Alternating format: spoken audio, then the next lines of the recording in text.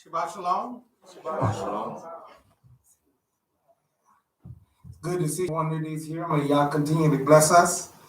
May we go forth to be those in whom He delights in, and those who have. Well, that means that we've got to put forth special effort to see to it that He is, and He will reward us in due time.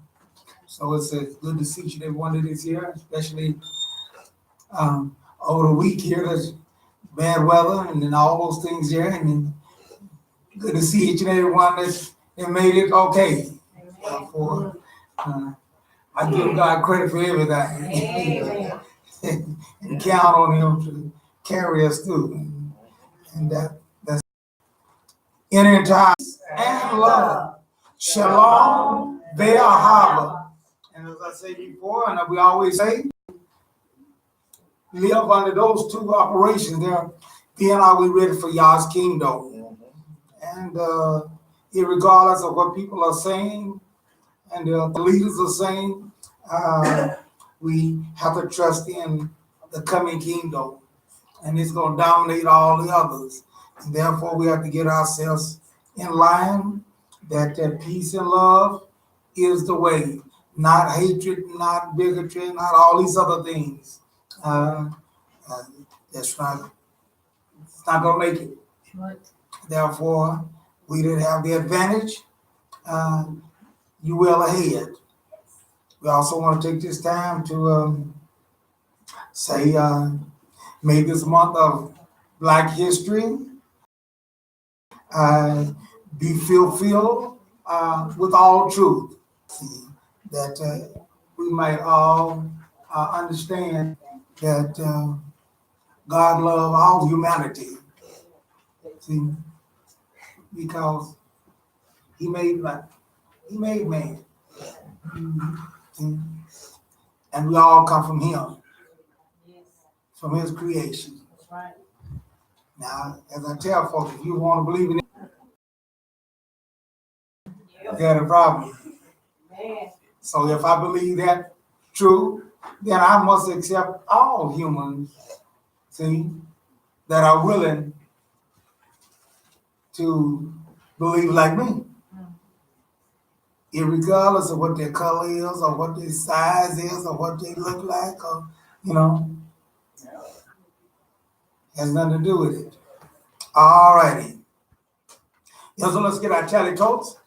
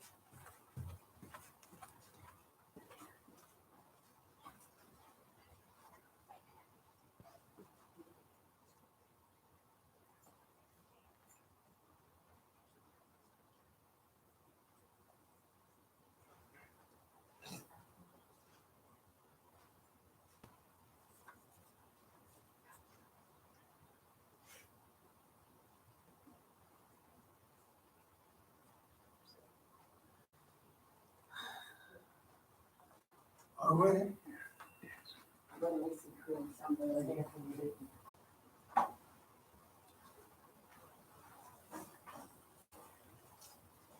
One has the rest of thing, you should be very songbook at this particular time, or a piece of paper to have page 350 on it, or either a folder. Women are 19 and up, men are 19 and up, youth is 12 to 18, and all is all who can read. I was glad when they said unto me, caused by the rush of getting everyone fed and here on time. Quiet my confusion, Yah, in all the intentions of getting here. I know I made the effort because I really do need you. Yah, speak to me in the quietness. In his gates with thanksgiving and into his courts with praise. Be thankful unto him and bless his name, for the Lord is good for what we have. But this week has been so hectic, and it seems that no matter how hard I work and how well I plan, there's always something I didn't plan on, and there isn't enough time to go around. Forgive me, Yah, for letting worry get in the way of my gratitude. You are good to the singing youth. It's hard seeing early in the morning. It's hard learning to sometimes. It's not serious. Stretch out, keep joy. This for my favorite. It's just I can't see anything. I know across so close to me, and I can't see anything. Nothing serious. I see my whole heart. Yah is my shepherd, I shall not want. He made me to lie down in green pastures. He restores my soul. All. Restore my soul, O Yah, and renew a right spirit within me. Make me to hear joy and gladness, that the bones that you have broken may rejoice. Cast me not away from your presence, and take not your Holy Spirit from me. Restore to me the joy of your salvation, and uphold me with your free spirit. Hallelujah. Hallelujah. Hallelujah. Hallelujah. As you're now turn to face the Holy City in this direction here, for our opening to fill our opening prayer, the Kohen Baraka and the Shema in Hebrew. Baruch might come forth and make good decisions and right decisions to follow after what you desire. Thank you for sending your son. Thank you for the fact that he did not faint on us, but went all the way into the shed of his blood, that we may have an opportunity to enter into the glorious promises and plans that you have for those that love you and keep your commandments. We also have special prayer for those that are sick among us and are on their way to getting healed. We ask that you would watch over them, complete their healing, that they all too might return back and come forth and obey your word of not forsaking the assembling of ourselves together. Therefore, we just ask that you would watch over and protect them until those things are fully returned. Because we look unto you for our healing, whether it is spiritual healing or physical healing, or whether we need both physical and spiritual healing. We know nothing is impossible with you. Therefore, we ask that you would touch their hearts, touch their minds, touch their bodies, that we might be full, that we might be the people that go forth, showing forth your saving help. We pray for the peace of Yahushalayim. Ask you to bless her and prosper her. Keep our leaders strong. Keep our sister brother safe here, as well as us safe here. Bless my mouth.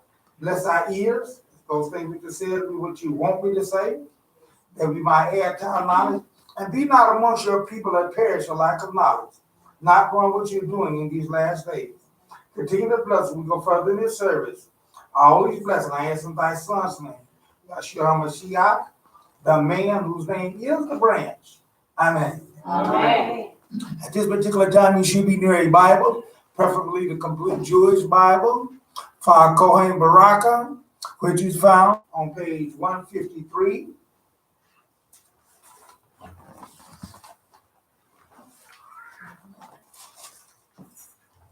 Which is also Numbers, the 6th chapter. I will read the 23rd verse. Then you can read, of course, the 24th through the 27th together. Page 4 in the paper. Okay.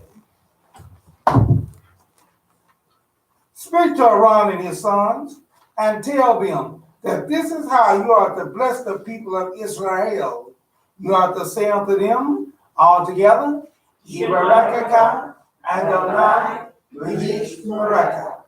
May Adonai bless you and keep you. Ya'er Adonai Hana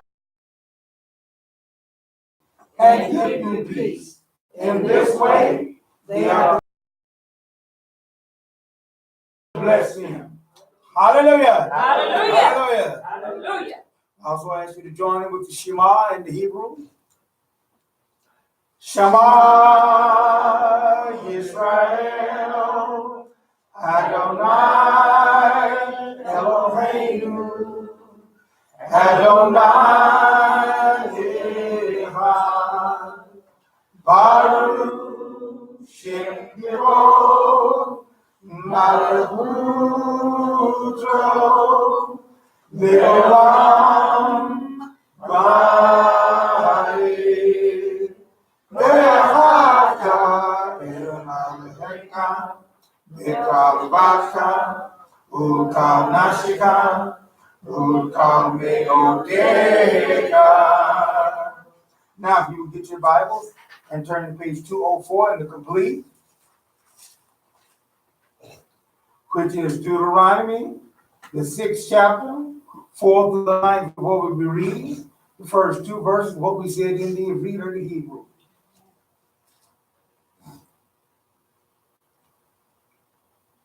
Shema, Yisrael, Adonai, Eloheinu, Adonai, Echad. Hear Israel, Adonai God, Adonai is one. And you're the Lord Adonai your God, with all your heart, all your being, and all your resources. These words which I'm on you today are to be on your heart, and you are to teach them carefully to your children. You're to talk about them when you sit at home, when you're traveling on the road, or when you lie down, and when you get up. Tie them on your hand as a sign.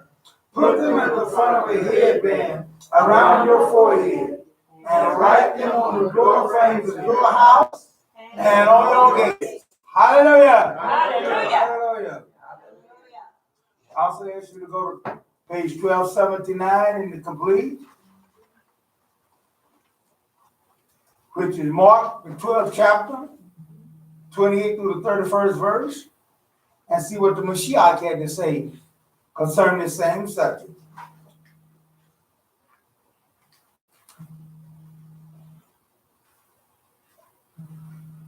One of the Torah teachers came up and heard him engage in this discussion. Simba answered, the most important is Shema, Israel, Adonai, Eloheinu, Adonai, Echad. Hear, O Israel, the Lord our God, the Lord is one. And you're to love Adonai your God with all your heart, with all your soul, with all your understanding, and with all your strength. The second is this: you are to love your neighbor as yourself. There is no other mitzvah greater than these. Hallelujah! Hallelujah! Hallelujah! Hallelujah! You should be able to receive a song at this particular time. If not, there shall see to it. Song is God is faithful.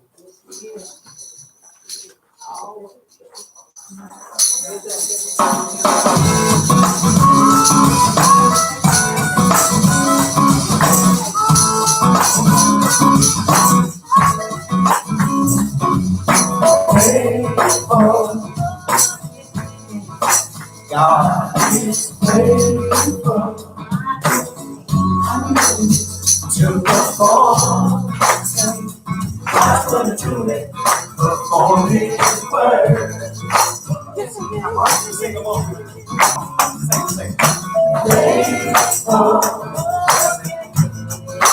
God is faithful. I know it to perform. God's gonna do it. Perform His word. God is bigger than my family, bigger than my problem, bigger than my pain. My God is faithful. Come on, say, God is bigger than my family, bigger than my family, bigger than my problem. Faithful, God is faithful. I know He, yes He is. Say it again, y'all. He's faithful. Every promise that He made, He's faithful. I'm going to perform. God is bigger than my mountain, bigger than my valley, bigger than my problems, bigger than my pain. My God, oh my God, God is faithful. Come on, say it again. Bigger than my mountain, bigger than my valley, bigger than my problems, bigger than my pain. My God, oh my God. God is faithful. I'm God. Trust your word. God is faithful. Lord, you never let me down. I'm God. If I have, give me praise. God is faithful. Every minute of the day he's reading. Only one that you can get accounted unto it is though the one that is a true God. See, everybody, there are many gods, and everybody is counting on gods that's not really God. And it's sad. And some are very sincere about it. Yes. But sincerity don't make things right. Amen. Please understand that. But we have to do those things. And our God is going to make sure before his kingdom fully coming that this gospel of the kingdom is going to be what? Preached. All the world for a witness. That's right. So you can't come up and say, well, I didn't know nothing about it. I didn't know how to count to 7. Nobody taught me how to count to 7. No. No excuse. No excuse. Ain't gonna be no excuses there. And in this age now of our rapid communications and stuff like that, there ain't nobody got no excuses saying they never heard that. So, people back in the certain days didn't, never would have thought that way, but we have modern teaching all around the world. See? And so there ain't excuses. And at one time they said, well, people on Holly, when it first came out with this communication stuff, they were saying, well, people ain't gonna Holly listen to it, hear that, because ain't nobody gonna have no televisions, they ain't gonna have no nothing. But do you know, in even the country they call backward countries, everything, almost everybody got cell phones. Mm-hmm. I mean, cell phones are popular. All over Israel and everything, Africa and all the places that you go to now, and Philippines, all cell phones is there.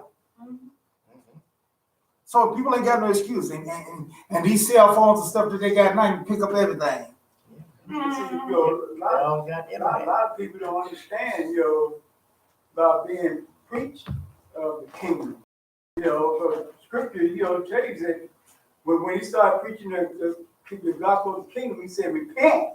There you go. I mean, you got to change your way of doing. That's it.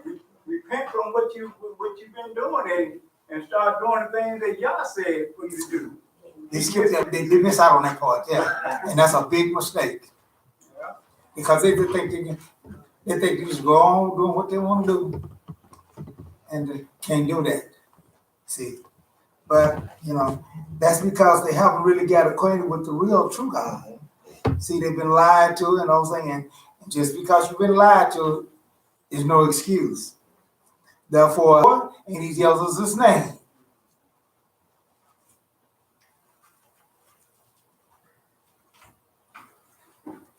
It's something, matter of fact, I was listening to a guy on the internet there, and I thought I was listening to myself there.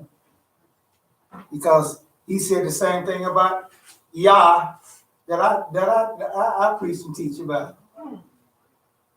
He admitted that, hey, that Satan got got involved in all the different names of the Mashiach on the long form, except Yah. You can't do nothing with that. See, Yah, he knows how to get things taken care of. What do you mean by Satan getting involved in on the long form? Well, because people have got to the point where they differentiate between each other. If you don't say Yahweh or you don't say Yahweh, just like I'm saying, or you don't say, and then it's all right, but people groups have got where you got to say it this way, or you saying it right, and you ain't. And they've made it, and they've let the enemy get in there and cause Diversion. It's right. not condemning one another because Right. you're saying it like they are. Right. It's the devil. Waste of time. And see, and that's why, and everybody's kind of be locked into it, because at one time I was locked into Yahweh, hey, that's what we know. But then the other day come along with, no, it's Yahweh, Yahweh, Yahweh, and then Yehovah, and Yahweh. I mean, it just got Confusing. They probably say, if you don't say it like this, y'all ain't hearing your prayer. Yeah, right. That's what I'm saying. We got to the point where we're done. Now, as far as I'm concerned, I don't have no problem with it. See, we're a branch of Jerusalem. Amen. Amen. Now, if you start coming with Jehovah and all that, now I have a problem. Amen. But if you wanted to know, but yet still, God has it all set forth, and then I bound the truth here. YH, yeah. And that's why some of the groups and all those things that when we got together there, we started seeing all the things there, and we decided, hey, we're going to go with Yah. Amen. Praise the mighty Yah. Amen. And we have some problem with some groups, that, but yet still, we still push forward on that, and now it's spreading more, because, and it's not the point of talking about Torah, it just eliminates the enemy from coming in. Amen. Amen. And causing diversion. Amen. And causing problems. Amen. Okay? And therefore, in Psalm 68, it ain't like it's some word that I chose and everything there, and I tell folks, hey, it's right there in the scriptures. It's there. Amen. Many times it's there. Sing to God. Sing praises to his name. Extol him who rides on the clouds by his name, Yah. And even our God sing to it that gets straightened out. Some people just die hard and see, don't they say believe the job? And that's why I said that God even got into that to see to it. That the new revised King James But see, they're gonna say, well, corrects that. see, but this is what I use though. Well, we don't care what they Well, if we don't want to move on up to a brighter pathway and everything, we can stay on in the dark. Amen. Amen. See? Amen. The part you can have. But remember, the King James version, those were men that was translating it. Right. They just happen to now in the new revised got it more correctly, the Hebrew correct. So that's what it says in the article. What Bible you use? I said, hey, I use the New King James Version. Well, I use the old. Mm-hmm.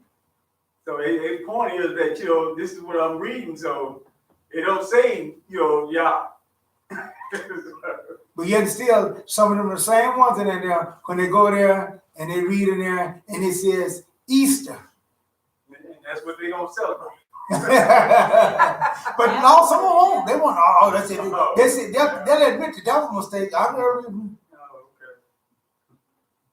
I said, well, so King, we can do it and come on up to corrections if we want to, Amen. or we can stay in Stay darkness. in the darkness if you want to. See, Your choice. That's right. but there ain't no confusion there in the name Yah. Amen. The enemy can't get in there confusion. It's Yah, and that's the way it is. And We agree to it, and that's what he says there. And be glad in his presence. Amen. Anything that causes you not to be glad in God's presence, you need to get away from that. Any person, female, or male, or buddies or whatever, homies or whatever, causes you not to be glad in God's presence, you don't need those friends because they are not your friends. And if you stay around long enough, they will drag you off. Oh no, they ain't gonna drag me off. Yes, they will. Amen. Yes, they will. Yes. Yeah. Because if you're gonna stay buddy up with them, you're gonna have to do like they do. How can two walk together? That's right. Yeah. See, I remember when I got hooked on that on my CV in the CV world out there, you know, on the broadcast and everything. Yeah, as long as I stayed there, you know, I haven't talked on the CV in years now. You know, at one time I thought there wasn't no one where I could go and I talked on my CV and doing that there and everything. Yeah, but you know, it's just the company that I was running with. And not saying that he was a bad person, you know, it was just one of it. It was stuff that I just, sometimes we get confused in the people versus what the influence they're having over us. See? Therefore, we got to cut loose at those things here and go forward in those things here. Psalm 68:8 tells us who this God is and who the people that you need to be associating yourself with. See? The earthquake and rain poured from the sky at the presence of God. Even Sinai shook at the presence of God. The God of Israel. And if your God is not the God of Israel, you are serving and worshiping a false idol God, and you will perish with your gods. I don't care what name you call him or what those things are. It's not going to work. Only the God of Israel is the only true God. Right. All these other of evil men's heart. And once you learn that, just like a lot of people have learned and are learning who they are, and that's good. That's a good, but that's just the beginning.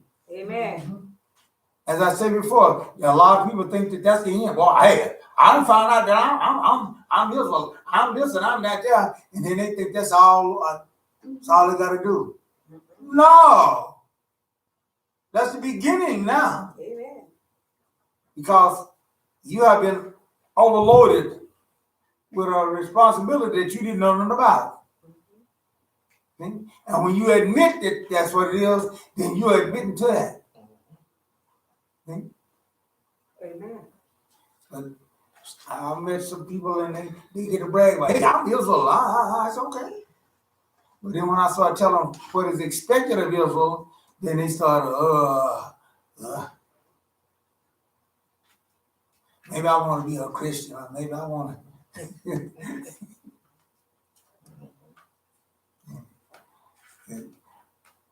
Israel don't have that choice. See? And here's why. The prophet comes along and straightens us out. Isaiah 43, 10 through 12.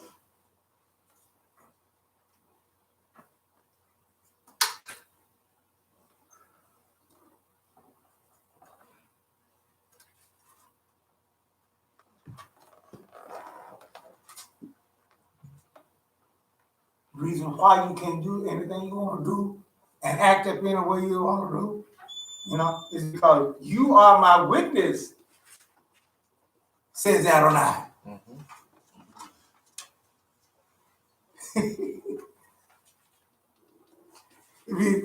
I was looking at Judge Judy the other day there, and this guy, I don't know, he was he's kind of spacey or something. She said, something wrong with you? you all right or something, because you. And he got on right and he said, I got a witness here. I got my witness over here. And so the lady got up and he said, well, you accuse this guy of taking your stuff and everything, and you got any proof that you got any proof that he really did those things and all that there and seen all that stuff and everything there? And she said, well, I got a witness over. In other words, Judge, you thought the witness gonna back him up and say, no, she got him said, say, yeah, he got it. Judge, you said, I know something's wrong with you. She said, I know something's wrong with you. You brought this witness, this your witness? You brought her?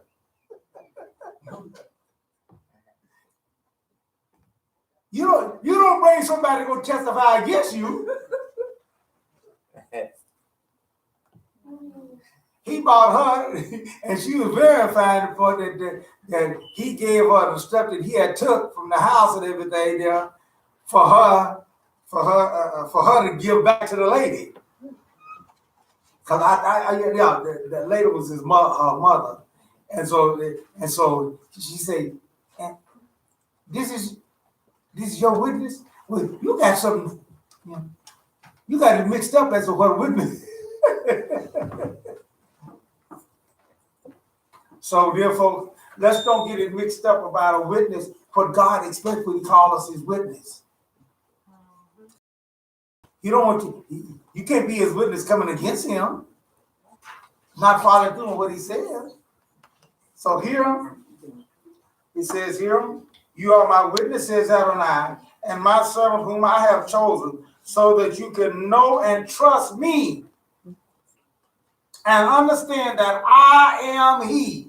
You can't be coming here talking about I am them and He is there and all them other stuff there, believing any kind of doctrine that you want to believe and everything there, and say that you're His witness. As I said before, there is no one around that should want somebody to be called their witness and you testifying and you going against them. Something wrong with you, like Judge you was telling her. She said, now I know something wrong with you now. See?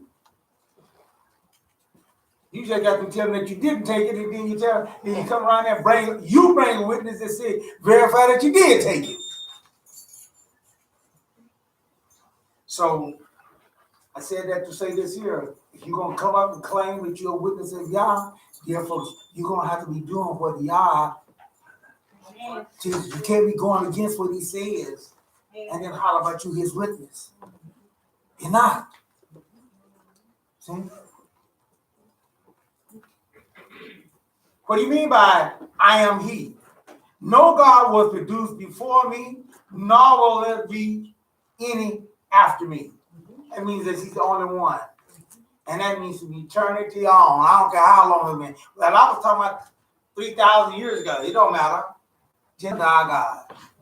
Amen. See? Lives in eternity. See? Amen. Time is a limitation and restriction for us. Right. In this state here. Right. But if we continue on to stay in His presence and everything, guess what? We'll be like Him. Yep. That's right. And time won't be out to us then. That's right. But until that time, we gotta go through the process. Go through the process. Okay? Ready or not, you gotta go through it. Oh yeah. Yes, I am Adonai. Adonai means owner. See? Besides me, there is no deliverer. Can't nobody deliver you from me. If I declare death upon you, that's it.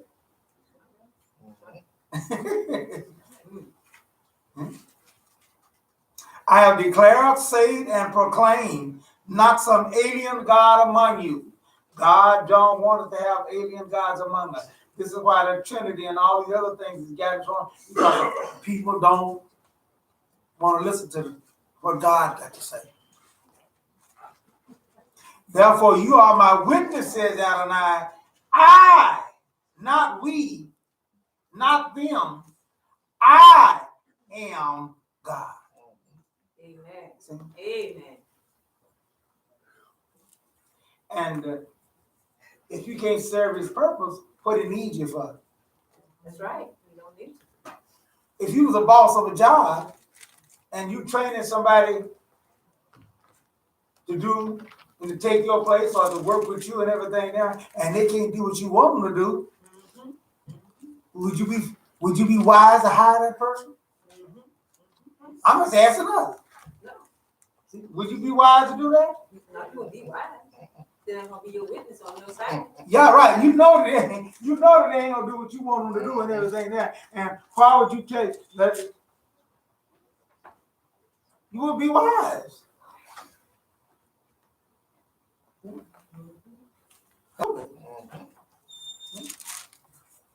Therefore, in your dealings in those things there, you are judging people, that you deal with and all of that, because you have to make a decision about them. So does God make a decision about us, dear folks. And he's not near as desperate as we are. See? And therefore, let us follow through on what he has asked us to do. Isaiah 44, 6-8.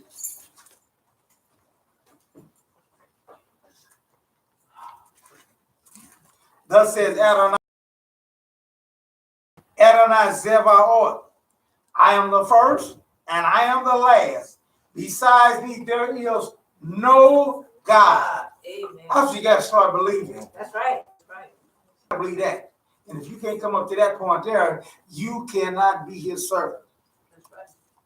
You can't be his witness. Because that's what he requires of us. Who is like me? Let him speak out. Let him show me clearly what has been happening since I set up the eternal people. Let him foretell future signs and events. Don't be frightened. Don't be afraid. Didn't I tell you this long ago? I foretold it, and you are my witnesses. Is there any God besides me? Israel, is there any God beside our God? No. I know not any. Israel, is there any God beside our God? No. I know not any. You see, is there any God besides me? You see, there is no other rock. I know of none. And if our God don't know of any, and he's supposed to be dwelling in us, and we got some other stuff going on, something wrong somewhere. See, somebody's lying somewhere. Therefore, let us follow through. Hear, O Israel, the Lord our God is one. See? That's right. That's right. And he requires our love, Amen. Oh. our attention, and everything with our whole heart. Amen. See? Amen. And therefore, if we can't supply that to him, then hey, guess what? He's not going to supply what we need. But we live in a Christian era. See? And therefore, we have to deal with those things. We go to John 5:30 and see what the man himself had to say about his own self.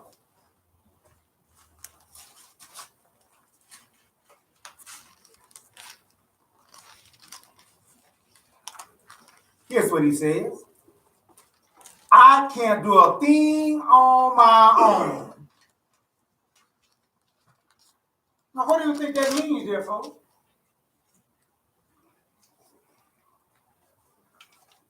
He said, I can't do a thing on my own. He's a man.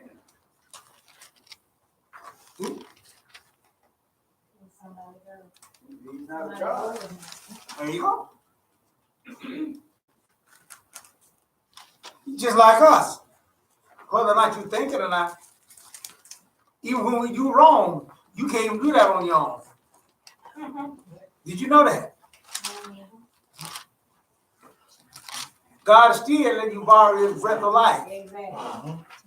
that he gave to you. And once he called that back, and once he said breath of life, come here, that spark of life that he gave you, They can pump you full of air and all that stuff there and all that there. But hey, you gone. That's it. See? So even the people that's going wrong and stuff like that, hey, they couldn't do it without God. Hmm? I can't do a thing on my own. As I hear, I judge. And my judgment is right because I don't seek my own desire, but the desire of the one who sent me. Hmm? That's good. That's an attitude. That's an attitude. That's a thought. Hmm? What makes a good child? What makes good children versus bad children? Attitude. Parents. Mm-hmm. See? That's right. Really? Amen. You go there and you see a child is obedient to their parents and respectful to their parents. Then you say, wow, that's a good child. Huh? You see one talking all that noise, stump up his face, still make him frown. That's a terrible little kid. Respectful. Right. So you make a choice on those what you want. No. Dear folks, so is what I got. And therefore, he expects us to do those things. And that's why he tells us, even in his word, God says, honor your father and your mother. Honor your parents. That's right. See? Amen. That you may live long. There you go. Otherwise, you're going to have a short life. At one time, you go to the graveyard, the cemeteries and stuff like that there, and you see a long gap between born and dead. Nowadays, there ain't no big gap between them. They used to say, in my day and everything, they said, well, the cemetery is full of old folks. But that ain't true now. I was listening to one show there, and they were saying that in the hood there, in them places there, if a guy got out there before he was 18 years old and he ain't been shot or dead or something like that, that was classified as a miracle. Tough. That's a bad situation nowadays. They used to say in the old days too, I brought you into this world, I'll take you out. Amen. Oh yeah. Well, You won't listen nowadays, you say that, look up at you. a lot of things have changed, all those things, yeah. But it has not been good for Amen. Humanity, it ain't been good. now. They don't want you spanking the children, they don't want you correcting the children and stuff like that. And how is that fair out for you? So all now, what now they do is that they just set up obedient and everything there. You ain't gonna learn how to be obedient when they do that. That's the truth.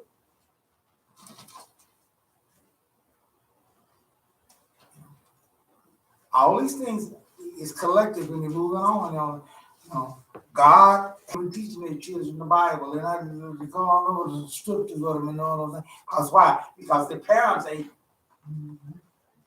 got babies having babies. But they can do them cell phones though. I don't care how they do them cell phones. Oh yeah, I didn't say they weren't smart. That's got those Bibles. I ain't saying they weren't smart. Smart, boy. I mean, hey. Amen. They need to look bad. Oh man, they can. Our children are smart. See? Just not wise. Amen. There's a difference between smart and wise.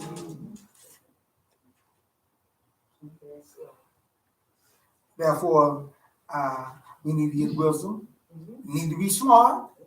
Nothing wrong with those things. Yeah? You need to put all those things together and do what is best for us. Learn our God. Do what's best for us. And then if you don't, the body will pay for it. John 14:28.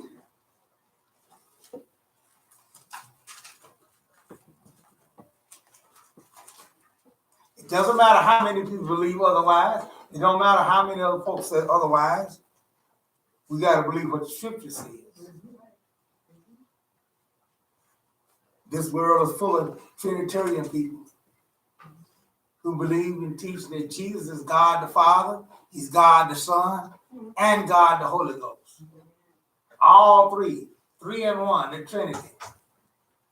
And that doctrine has caught on. So therefore, I can't be a Christian.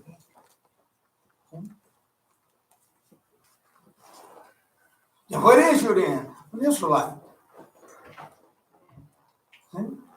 Israel. That's what God chose for us. And He set those things in motion for us, and He tells us what to do about it. John 14:28, the Mashiach come and set this thing straight.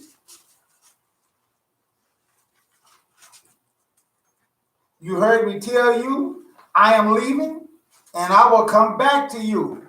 Everybody, I can't wait till Jesus come back. I can't wait till this. I can't wait till Mashiach. Okay, you sure you can't wait? You sure you want him to come back? Oh yeah, because I'm tired of that. There's some that got all kind of hope, You're going to fly them off to heaven. You're going to do this and they're going to do it. But everybody expecting him to bust the clouds anytime now. But He says He is coming back. If you love me, you would have been glad that I'm going to the Father. Not I am the Father, I'm going to the Father. Why? Because the Father is greater than I. And when the Son comes and everything there, they're gonna have to give an account of Him, calling Him a lie. Because in their teaching and in their doctrine, they said that the Father is not greater than the Son.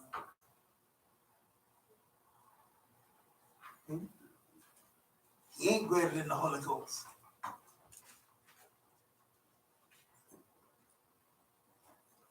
Get that all mixed up. That wrong. God is greater than all. Amen. Everything is under Him. My Father is greater than I. Why do you go around teaching people a lie? And you teach it against me. You call me a lie. And got people believing that teaches what I teach, try to make them feel bad. But it never made me feel bad. Even though they call me a cult and calling me this and all those things, I say, well, I'm just repeating what He said. He said, my Father is greater than I.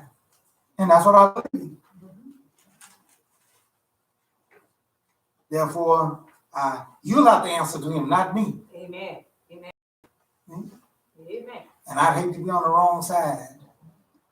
Because if you're looking for a little lamb, you're looking for the Mashiach, the Messiah, to come like He came the first time, you're going to be in trouble. Amen. What do I mean by that? He's not going to be a baby.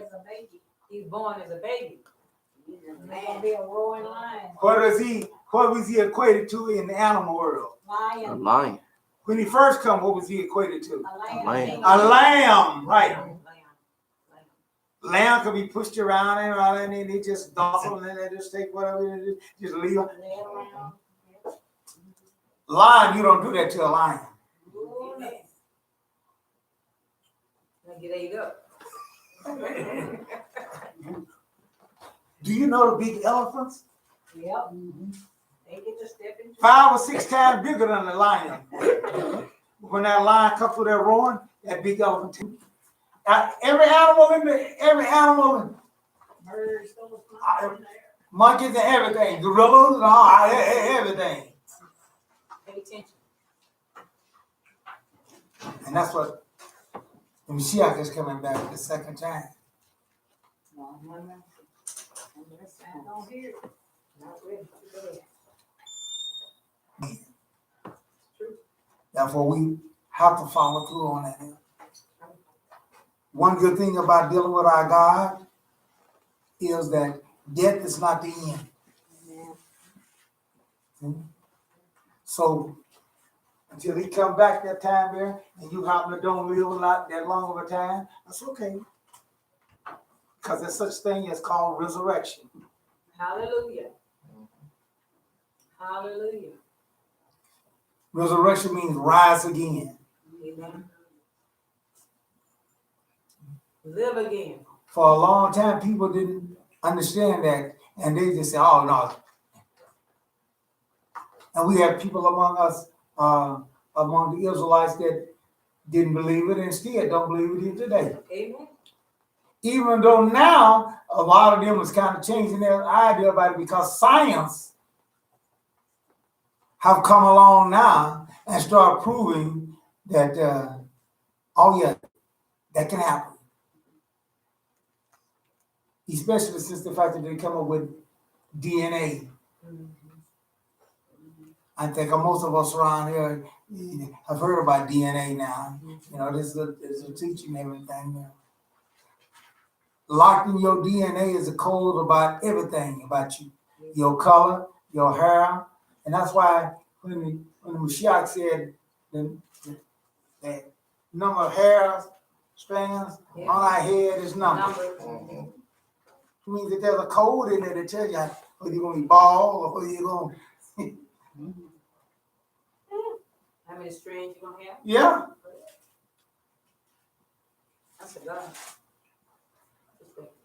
And therefore, he can restore us back. And they said that, let them, they can restore back exactly everything about you. Ain't that something? How much more God? Of course. How much more God? You can just speak it and it's done. Therefore, Thank you. continue on doing that which is right. Continue to do that which is good. And don't get weary in doing good. Amen. See? And don't get things mixed all up. It's good to help other folks. It's you can do good to yourself. How many of y'all ever flew on an airplane? And the stewardess, she'll get up there and she'll make a statement. Y'all remember what she said on statement? She said she teach you how to put the air mask on. Y'all remember that shit? So put it on you first. That's the one I'm getting at. What are the instructions that they tell you? That's right. If you got a little baby there, you got your young son, Now, if mankind got enough sense to know that, how much more God? And that's why I say we got to do what's best for ourselves first, and then reach out to help them. So you say that if a man don't work to feed himself, ain't no feed nobody else. Exactly. That's why I tell our young folks. That's why I tell our young girls. You gonna hook up with a joke out there and everything there, and he won't work to take care of his own self. Then you gonna turn around and believe that he gonna take care of you and himself?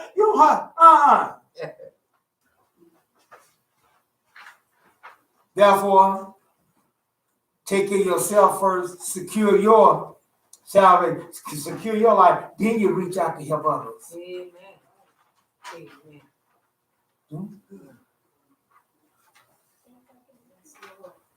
Yeah, folks. Words of wisdom. Okay, we have oh, she's not here. Okay. Sister Elite, it's time for our banner intro. My pleasure. Okay.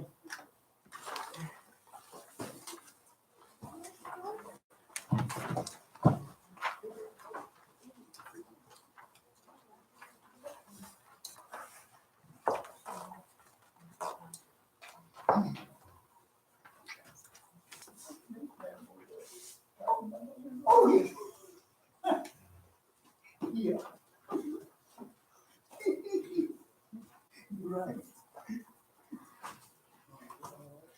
Shabbat shalom. Shabbat shalom. The ensign of his glory. Thou hast, Jerusalem is the name of the gate of the people of God. It is the stronghold, including her branches. We can see this in Zechariah 12, 1 through 3, Micah 1, 9.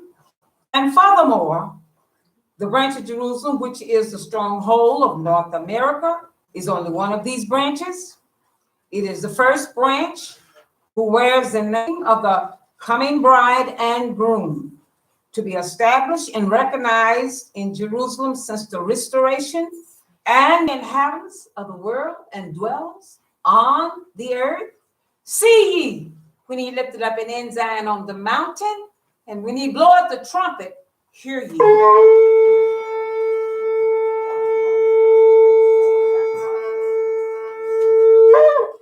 Hallelujah!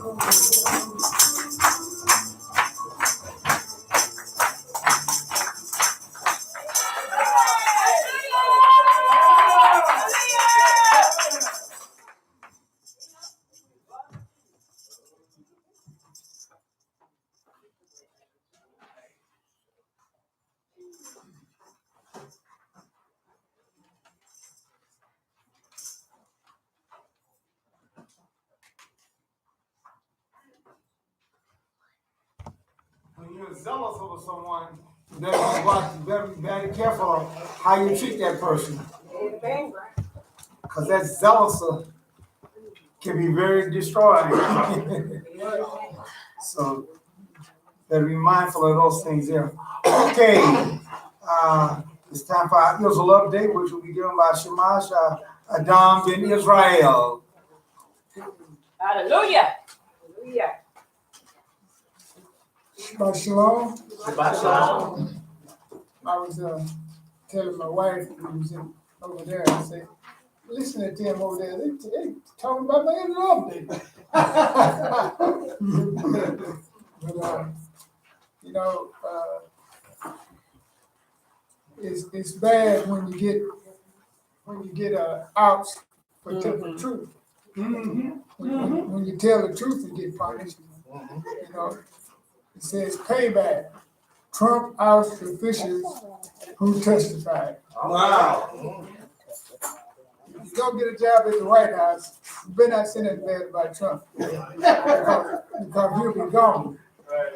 That's why, that's why all those Republicans, you don't hear them say a word.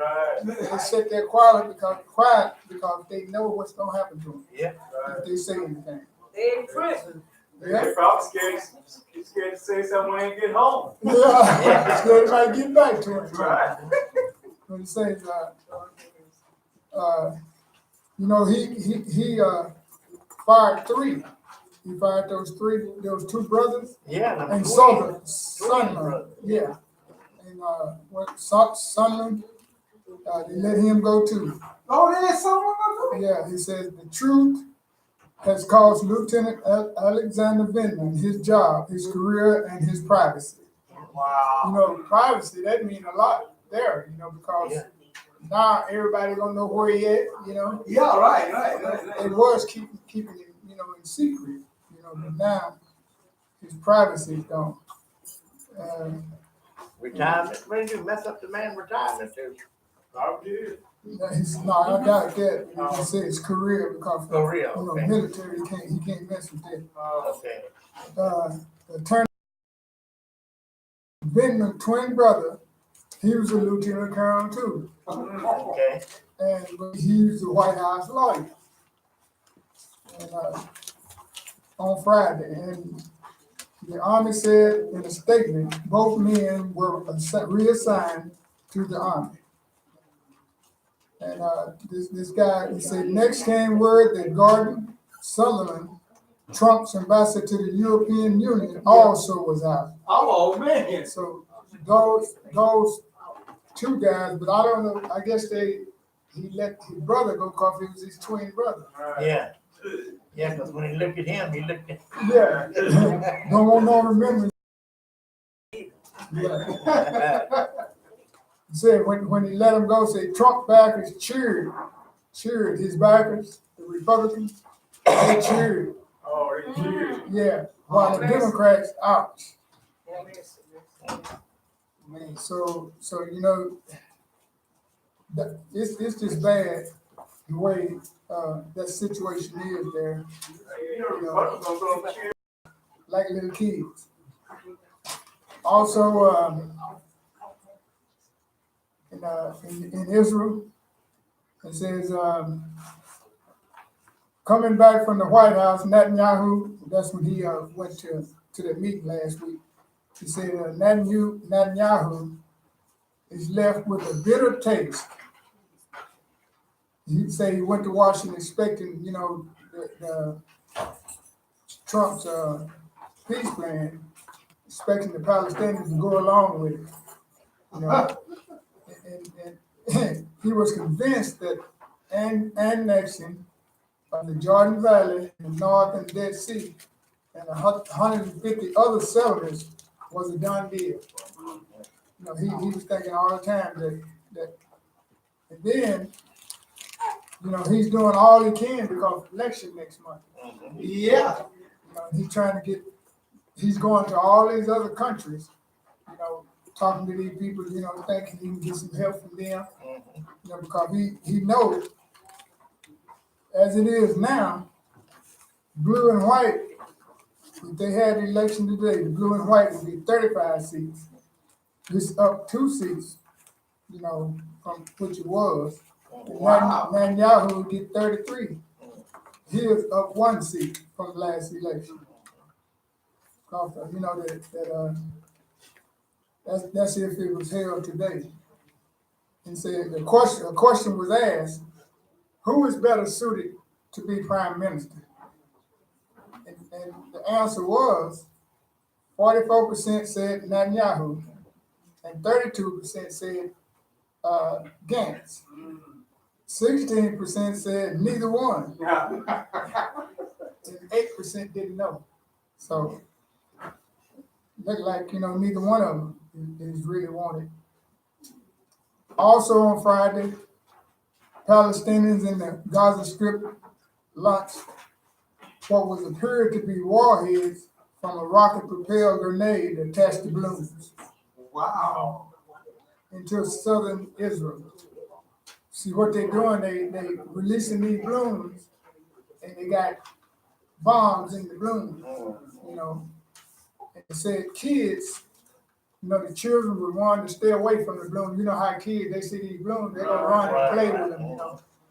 But they was wanting to stay away from them. They also, not only the balloons, they taking balls, you know, like balls that kids play with, putting bombs in the balls, and also not only that, they're taking books, children's books, and putting bombs. So and all the kids, you know, they teach them to stay away from this. On Friday, at least 5 of these balloons landed in southern Israel. One shutting down the highway. So, you know, that's terrible all over the world. Israel also struck in Damascus. You know, they killed 23 people. They said Israel did this. 8 Syrians, 3 Iranians, and 12 Tehran-backed officers. Who are stupid Americans. Peace proposal with Zionists over what belongs to the Palestinians and will die before Trump does.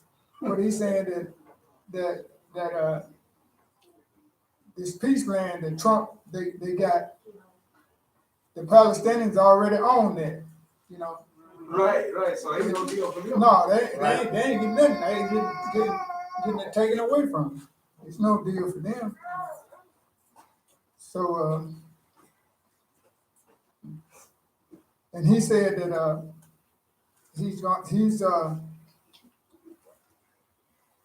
these terror groups, Hamas, Jihad, and Hezbollah, he's funding them all. That Iran leader, they're all being funded by him, you know. So, in other words, they ain't got to worry about no money, because Kushner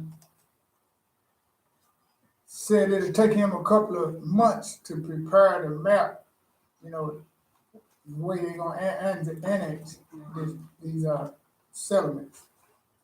But we don't know how this gonna work out. Well, the Palestinians said that Jerusalem ain't in there. It ain't what the paper's written on. No, and it's not in there. Man, They're talking about the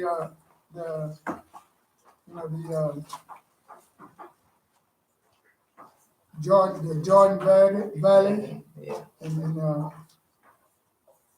down that way. They ain't talking about Jerusalem. It's not on the map. So that's about, you know, Netanyahu, like I say, next month is the election. And y'all remember Kirk Douglas? Yeah, He died. I thought he was already dead. I did too. 103 years old. Wow. So that's about all I had today. It's right there. Shabbat shalom. Netanyahu, he got to understand he can't be like Trump. Trump got his whole house backing him. He ain't got nobody backing him.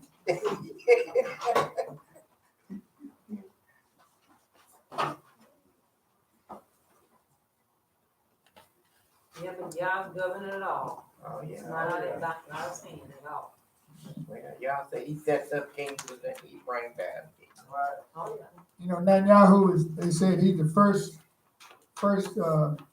one to be indicted that's in office, you know, with those charges, graft charges, which is misuse of appropriated funds.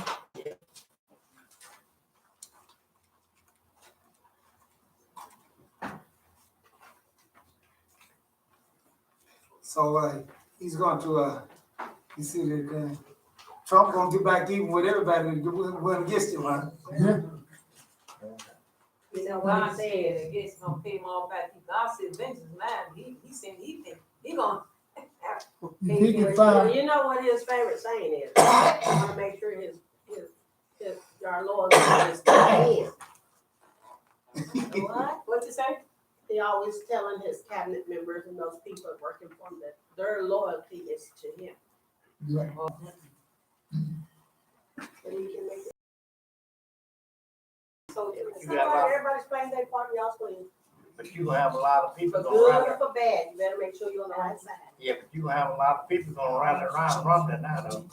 Oh, yeah. Yeah. What do you want me to do? And that's gonna make him mad. Yeah, The Republicans not gonna touch him. They gonna stay away from him.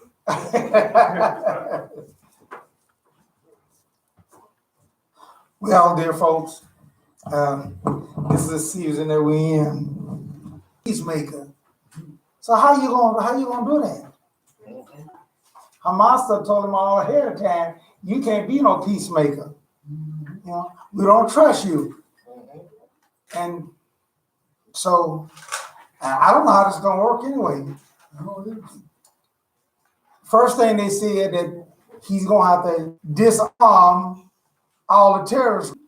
We ain't putting down our guns. We're not putting down our weapons. See? So that's one of the criteria for them to have peace is that you got to lay down all your guns. So I mean, but he thinks bully everybody, but there are some people that you can't bully. Amen. We just in this time now Amen. and age that lets us know that we're near the end. Amen. We are. See, complexity, Yes. and that's what that means. Complexity means, and it's gonna come up on the earth, and it's here now. Amen. The leaders don't know what to do, and the stuff that they do and everything there ain't working out. See, it's the first time in years they done had gonna have 3 elections in a year's time in a amount of time in Israel. And right now, the way it's going, but the count and everything, it looks like he's gonna have to take a 4th election because neither one of them. You said one had 35. Blue and white got 35. Blue and white got 35. So we're gonna add to it that'll get them 59, and that'll leave Netanyahu with 55. And see, that's still enough. You need 61 to form a government. Brother, you saying how many people percentage-wise wanted Netanyahu? I believe it was 40-something%. 40. Yeah, there are those that want it because of the part of it is because of what see Trump, and that's what the blue and white is saying now, that Trump is actually interfering with the elections over in Israel. And you ain't supposed to do that. And how he's doing it is that he's trying to come up with because because there's a lot of people that want him to annex certain areas and all that. And so he's got the popularity on that. But Congress messed his peace plan up. President Trump's peace plan about telling him to go ahead on, you can annex it. Yeah. But Congress voted about 2 weeks ago, I think you brought it up there 2 weeks ago, that the two-state peace plan had to go, and that they could not build Yeah, right, and could not do no annexing. right. But Netanyahu want to start annexing before the election. Oh, yeah, because that's going to make him look good. Yeah. Yeah. That's in his favor. But when they go to appropriate money for Israel, they got to go through the Congress to do that. And the House of Representatives going to say, we done already passed a law saying they can't do that. So, but nevertheless, we'll see on how that works out. Yeah, there was 44% wanted Netanyahu and 32 for blue and white. Mm-hmm. Who is blue and white? It's Gantz. Gantz. That's the name of the party, you know. Just like what you call a party is called Likud. And you know, they don't have Democrat and Republican in Israel. Yeah. Oh, okay, then so so they just had That's just the name of their party. yeah, right. Just like we have Democrats and Republican and independents. Independent. See, well over there in Israel, they all have they have their little groups. See, there's about 9 different groups over there. Oh, because there's only 2 that's running. But there's only 2 that's running. No. But they just only got a small seats. The ones that have the largest seat is Likud, has like 30 something, and blue and white is the next largest, and then now they'll be bidding from the other groups there that have like 9 seats. Some of them have 4 seats.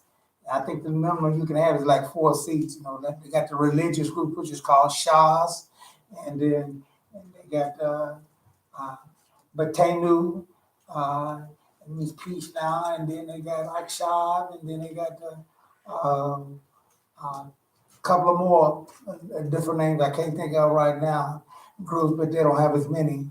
Then they got one called the Arabic List, and I think that's the one that has what it's called Arabic Israelis. And they right. And that's the one that they all trying to bid for to get them. And so but you got to have 61 seats in order to form a government. And that's what's happened to it. Even though Netanyahu won the first 2, but yet still he could not form a government because he couldn't get 61 seats. See? So that's Neither one of them want to sit in office together. right. Gantz said he don't want to have nothing to do with a criminal. So I think that y'all is probably go along with it, but it's Gantz that's holding it up. That's stopping it, right? They don't know who want to go for Netanyahu, who want to go first. Right. And the guy said, nah, even if they did do that, he want to go first, but he said, no, I don't want to sit with no criminal. You know. And so he's figuring too, if he hold out long enough, they'll indict him and he become a criminal then. And all that said, by the time that it was time for him to serve in the second term, he'd be good. So then he would get the whole thing. But I heard that they can't even get a jury or nothing set up to give him a trial. Netanyahu. okay, well, he's indicted, but the first thing he had to do was get him officially indicted. So then now they got to get a trial going on. Yeah. Well, he tried to get immunity. He tried to get immunity, saying that you can't, as long as he was in office, you couldn't try him and everything there. But they voted that down, said no. They said this ain't America. Right. So why is it so hard for We're not him to gonna get a acquit trial? you. Huh? Why is it so hard for him to get a trial? Well, you got to get, you got people, and you got to get the jury, you got to get folks and all that together, and it's just tough, He's got a lot of folks on his side. People liking him, yeah. Right. He just don't have a lot of seats in his favor. But, dear folks, all these things are the end time, and as you know what time we're in. I expect more trouble out of these governments, England's having trouble. They done left the Brexit over there. They done left the Union over there. And now they're having trouble with the royal family, the royal family. All these governments and stuff is having trouble now. See? And that's because God's kingdom, and we expect to have trouble out of it. Therefore, all these are signs for us to know that the time is near. And so we better make up our minds, get serious about it, see, and get locked in. When that lock-in comes, that's it. So you just can't keep playing around, haul around. I'll get it. I know I need it. I keep going around. Keep slowing around too. I ain't gonna say ain't into you doing that.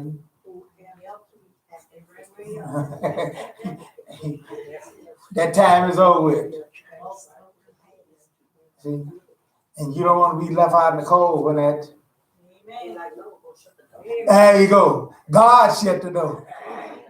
God didn't even trust me. See, and that's the same way you're doing that. God's not going to trust me to do it. Because he figured, Noah would be, touched, And Noah had relatives down there too. See?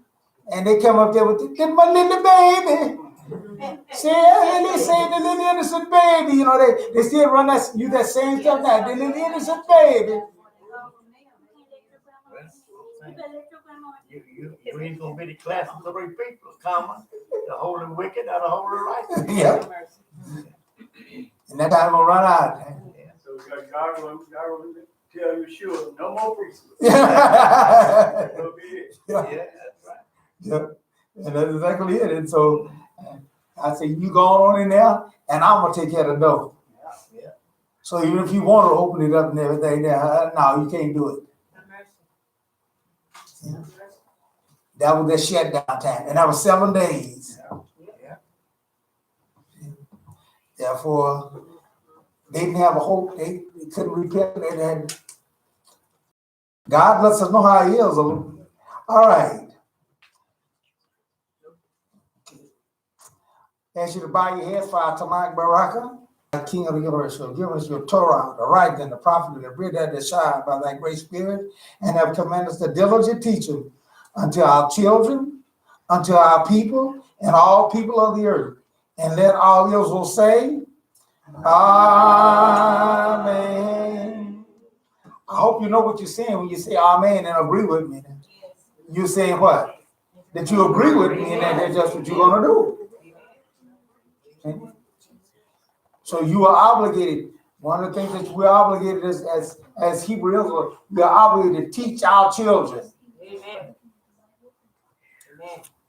You don't say if they like it or not, if they want to do it or not. No. Train them up. They ain't get no choice. My children didn't have no choice. And I don't feel bad about it.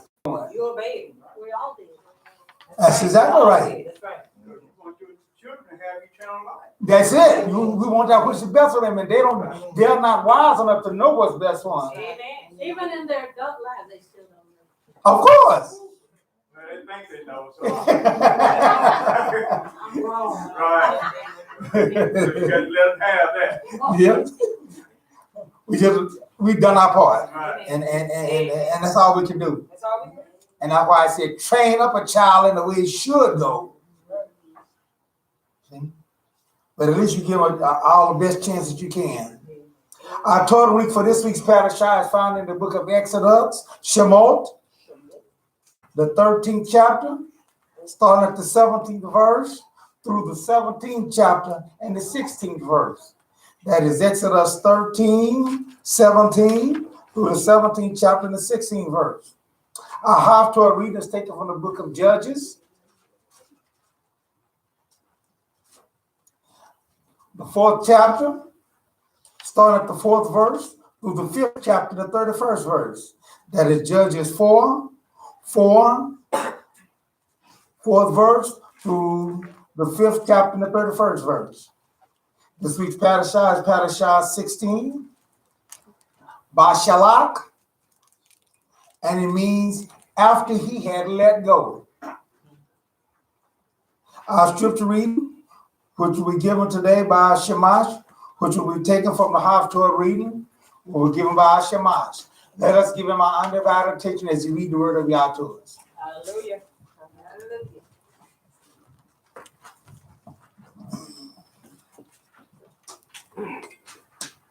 Shabbat shalom.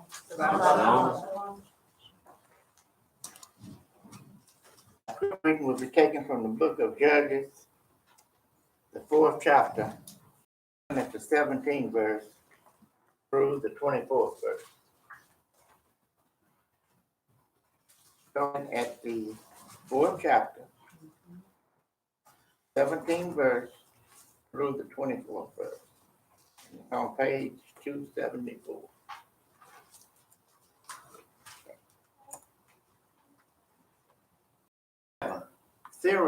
Sarah ran on foot to the tent of Yael, the wife of Heba, the Kenite,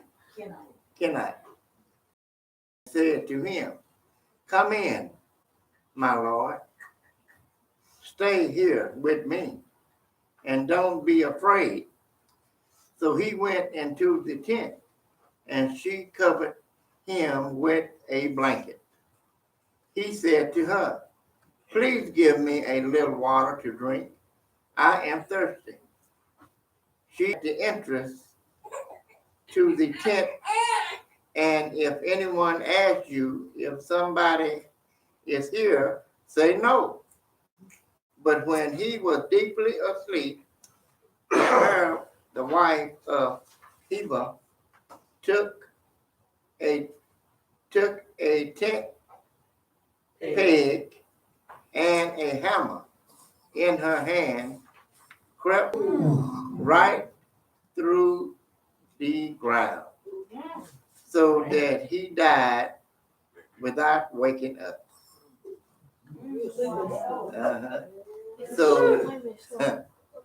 So here is Barak,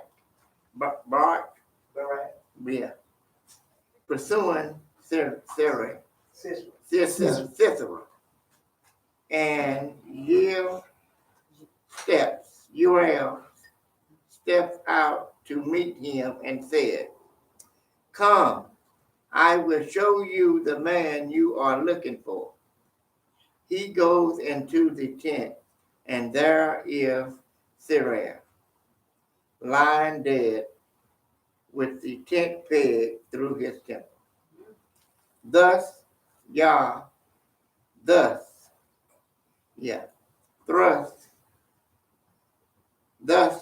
on that day defeated Yavin, the king of Canaanite,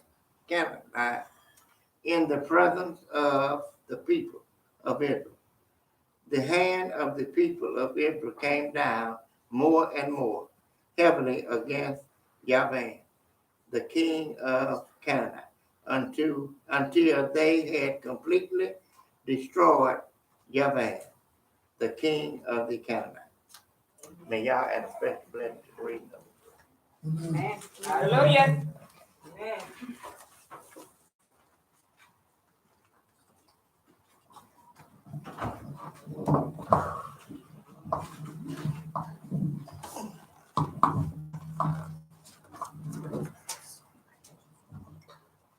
That was the first time I read that, when it said it went through his head all the way to the ground. Oh, yeah. Boy, that took some power. Yeah.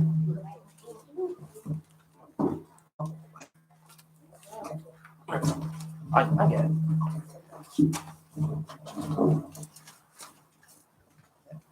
Cicero. Huh?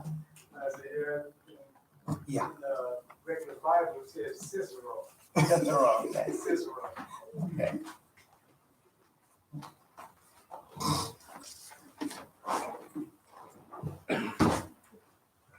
There is some terrible things in dealing with our God. He used a mighty female on that one. Oh, yeah. Yeah. So, You knew what to give him to put him to sleep. yeah. Milk, relaxing, and then that was it. Go ahead. She completed her mission. The thing I want you to see here is that, and the thing we want to get here is that once God get on you,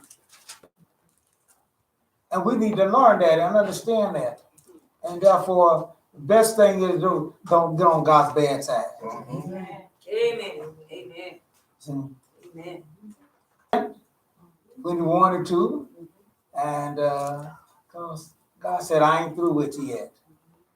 But, you know, we said, well, there were some terrible things that happened, yeah. There were some terrible things that happened.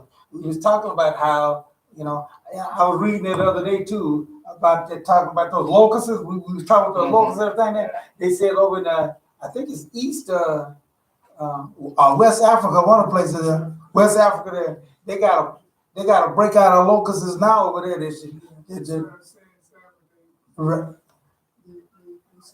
come like in Talk to your mic, groves. baby. They come in groves like 25 miles wide, you know, millions in a grove. yeah, 25. and they just clean up everything. Like I said, all those locusts in this one was out there fighting with a shovel. Well, you know she ain't gonna win. She don't know what else to do. Yeah. You know, you get desperate. You try to save it wonderful. Whatever you think you can do out there, you know. That's just like a big fire going on. You run out there with a bucket of water. You probably said, hey, finish my crop, I'm gonna die anyway.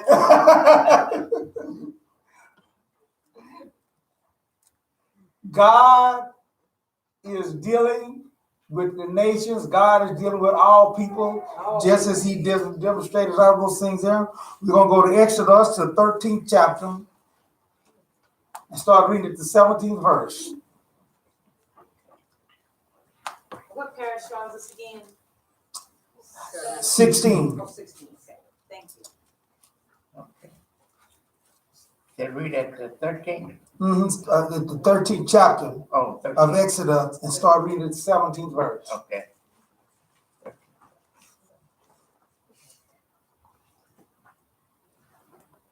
After Pharaoh had let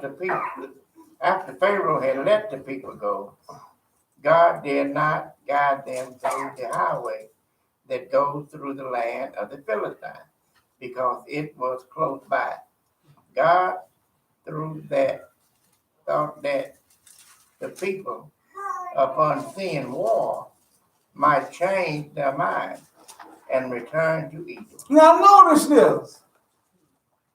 God was limited by some things that He could do because of us. See? You said, well, God could do anything He wants to. No, God is also limited by our knowledge.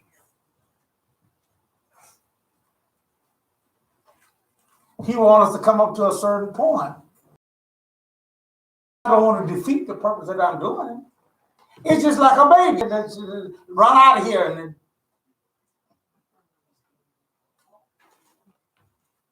it ain't ready for that. Any little thing, we were so used to being in Egypt. Any little thing that would happen, everything that we wouldn't like, or it'd be a problem to us or something like that, I'll go back to Egypt. So God said, I even have to be careful about where I lead them and how I lead them. But He couldn't turn it all the way over to them. So God was leading them. So God had to lead them. He could lead them on the main highway that they could have quickly got out of Egypt because they weren't ready for it. Same thing it is. And I'm glad that God is like that because, hey, if he'd have done it, 50 years ago, I wouldn't have had a chance to be saved. Right? Because I wasn't ready then. But there's going to come a time when, whether you're ready or not, there's going to be a closing time. There's going to be a closing of the gate and those things. Yeah. But I'm glad that God has said, so he's still leaning towards us and grateful towards us to give us a chance. Amen. See? To get our act together. Amen. And to understand. So God was leading. God is displaying us how he is all along when he's dealing with our forefathers, the children of Israel. And so he said that I can't take them away because first time they see a little problem, first time they see a little trouble, everything, they say, oh, we can't do that. And they ready to run back to Egypt. And forget about all that bad trouble and all that stuff that had happened. They forget all about that. They go to say, well, it wasn't that bad there. At least I could do this and I could do that there. See? Therefore, God said, okay, I'm going to have to take them around another way here. So they won't see certain things that discourage them because their faith ain't up to power yet. See?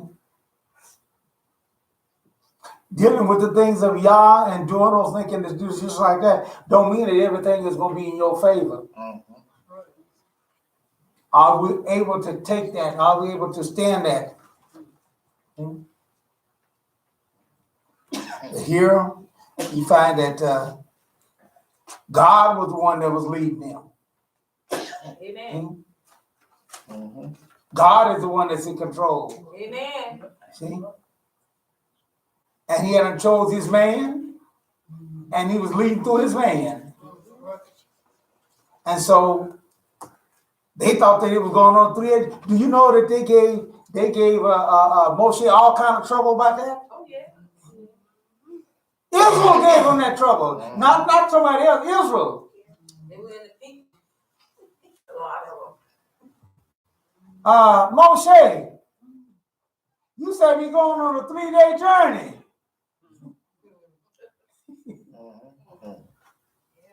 Why are you going this direction here? See? Why? But God said, no, there was too much stuff going on the main highway and those things there. And they saw that stuff there, what was going on there. And the nations all around had to go through some of those nations that hated and all that stuff there. They'd be hightailing it back to you. So you won't see the stuff to discourage you because you ain't faithful enough.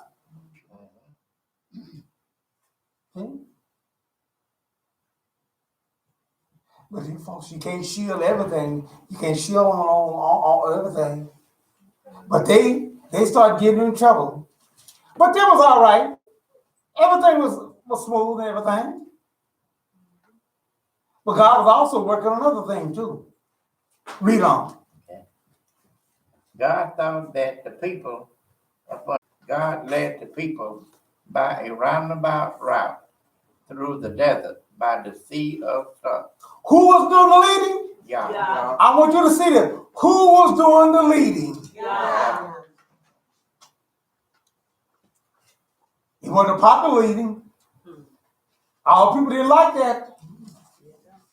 And they gave the leader all kind of troubles.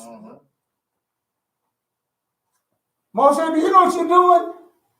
I don't think you know what you're doing. You're supposed to be the leader and everything here. But as I said before, it was looking okay, just a little extra longer time and everything there. So what, that's all right, We'll put up with it, even quite what you said and all that there, but we'll put up with it. Moshe was talking about, when he told them those things there, he was talking about those that was fully faithful. But the whole house of Israel was not faithful. See? When you are faithful, You can go through whatever it takes to do that, which is right. Hallelujah. Hallelujah. Right? Yes, yes. Hmm? Be focused. Be focused. When they told us to don't come up here no more and everything, listen, they gonna do a certain thing to us and all that. Hey, we were faithful.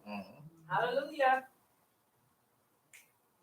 The leader told us, hey, don't worry about all that. Y'all come and then bring your babies. You know, cause some was saying, well, we'll come and we'll leave our wives at home and our children and stuff. He said, no. He said, bring them all. What about the little baby? Bring them too. Don't leave nothing behind. That's right. And we did it. We did it. Sure did. Y'all hear proof of it. Amen. See? And now those children that were babies and everything got babies of their own, got children of their own. And y'all prove too that did nothing happen. Amen. See? Amen. That's faithfulness. Amen. See? Therefore, God said, I gotta do you this way because y'all ain't faithful like that. So I'm gonna take you around the roundabout way here. Trying to stuff here, you know. Just like we do our children. When they ain't ready for the world, they ain't ready to go out there, we do all that we can to try to shield them. Right, parents? That's right. Much as we can. Stuff that they want to do, they say, no, you can't do that. Tell you, no, you know, that. And what they do, they gonna get mad at you. Folks now, just they didn't know little children, these grown folks, but they had children mentality. They wasn't ready. They was not up to the power of. They've been locked up for 400 years. There you go. And all they knew was Egypt. They weren't prepared. And anything else that run, they were ready to run back to Egypt. Woo, Lord. And that's something about how we are and our mentality and how we think. So God is limited even today with us and dealing with us and all. He has a lot of things he wants, but he can't do it because we ain't up there yet. Amen. Amen. Amen. And it's going to take time for us to get up there to that point. If we don't run out of time. Yeah, right. That's right. But even at that, that's what I mean by that. Mankind is different from animal kind. And I always give that definite. I give it that. We just got a certain time, period of time that we have to do to develop to come on up there.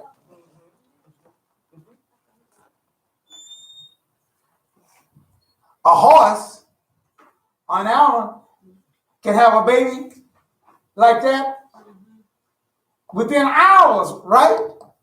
Not days. Within hours. That baby horse is up walking. Maybe wobbling, but he walking. Before that day is out, he's walking pretty good. Yeah. How many of us know a baby, human baby, being born Can't walk that fast. and is up walking within 10 days? I'll give you 10 days.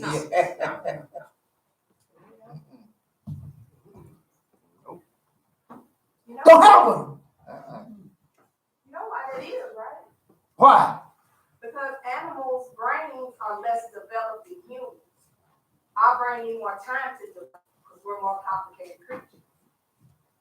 So their brain develops faster, animals' brain than the human brain. Okay.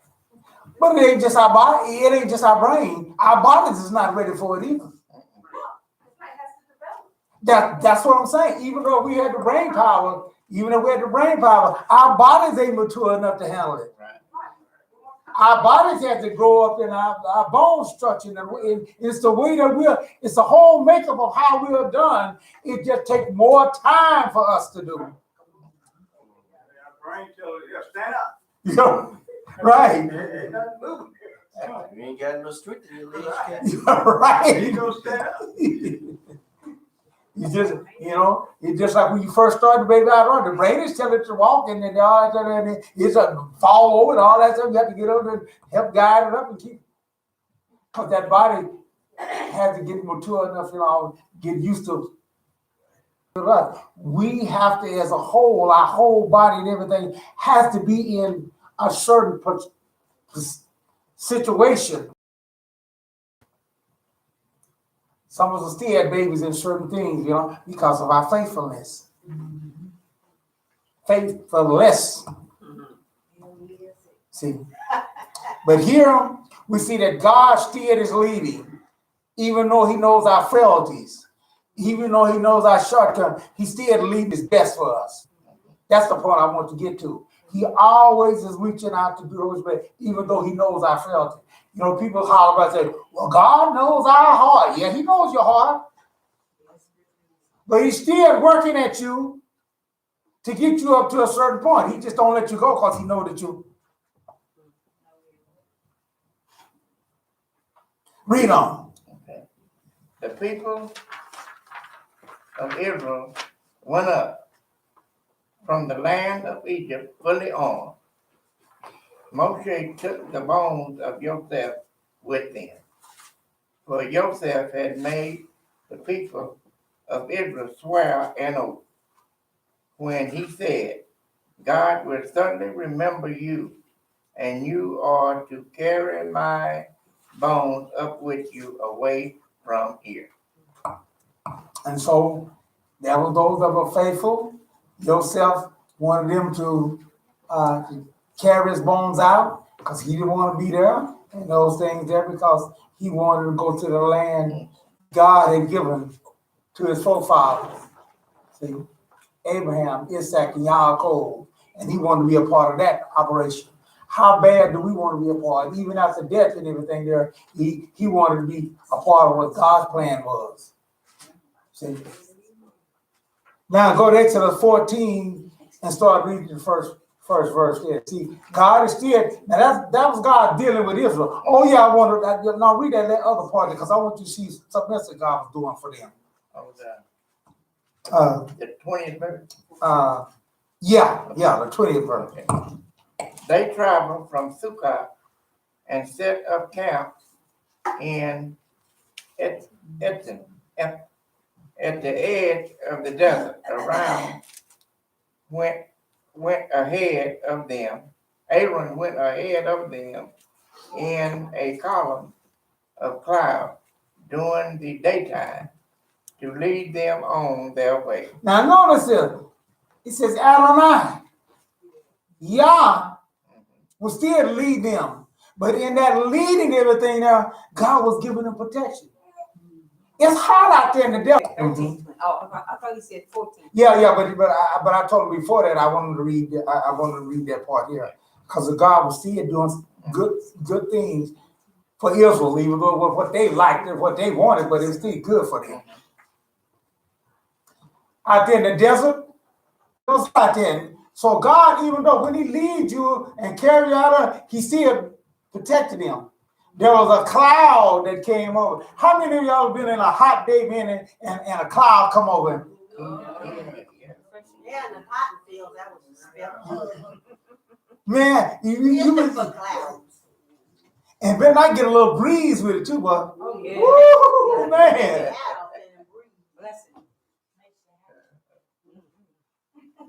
So God had them out there. God had led them that way. Yeah, it was a rougher way.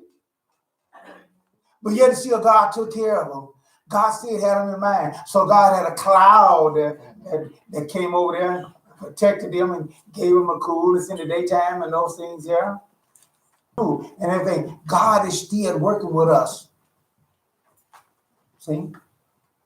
To do that what is best for our children. Mm-hmm. Even though our children might do certain things, we still work. We don't stop being parents and loving parents to want to do that which is best for them.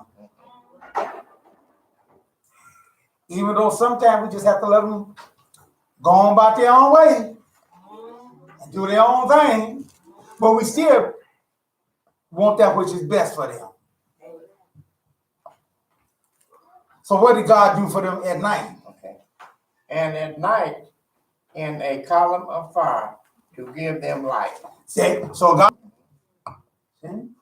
now they saw. See? Now you would say, wow, a column of fire in the desert? Man, that's gotta be hot. You know. Someone gets there, something for another time, what they saw in the light and those things there, I think it was a different type of light that he had, but just like also the shade that he had over them and all those things there. But this is how they saw it in those things there. But God was still showing them that I can control and to do those things there. He said that fire, that light was for a light for them. See? So they could travel on their way and to out of Dodge, get on away from the Egyptians, because God knew those things, but yet still he was leading. Now, he was doing all his good things for Israel, but God also was doing some other stuff. See, God ain't limited them just can do just one thing. God can do many things at the same time. See? Now we go to the 14th chapter and start reading it the first 4 verses there. Verse 4. Yeah. Adonai said to Moshe, tell the people of Israel to turn around and set up camp in front of Pil Haftorah, between Midbar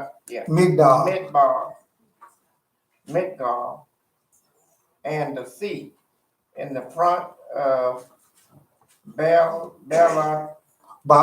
Zephon, camp opposite it by the sea. Now notice this. God was the one that was instructing them what to do. God led them to the certain place where they to go, led them to the certain area where they were to go and all that stuff there.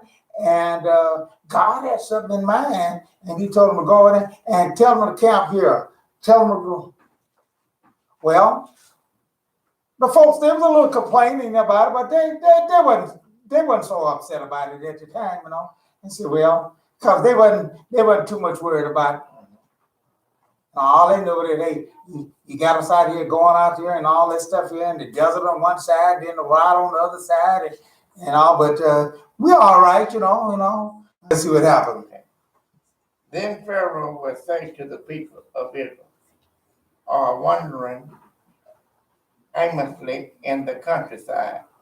The desert has closed in on them. I will make Pharaoh so hard-hearted that he will pursue them. Thus I will win glory for myself at the expense of Pharaoh. Now, I want you to know something. Why did God have to do that? Let me give you a picture here. Now, I done did you so bad, for those folks and everything there. Now, what gonna make me want to take them folks back? Them folks that wreck my, them folks that wreck my home, and I'm out of here, and hey, I'm through with it. But when you're dealing with God, that's a whole different thing. Mm-hmm.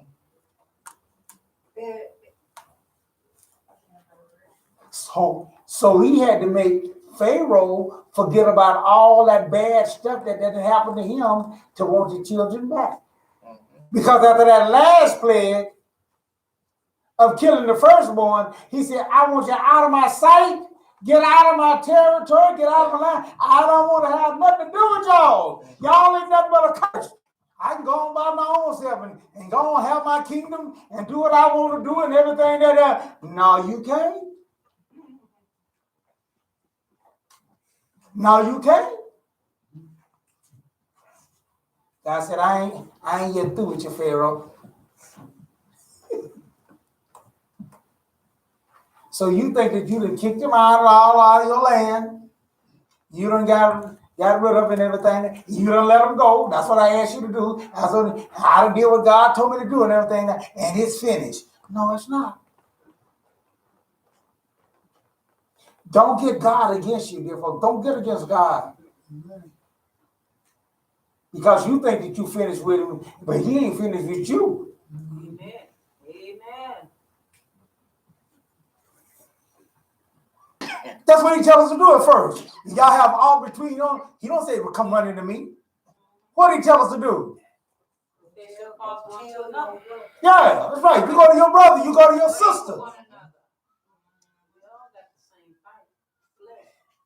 Because once you get me involved into it, that's a whole different story.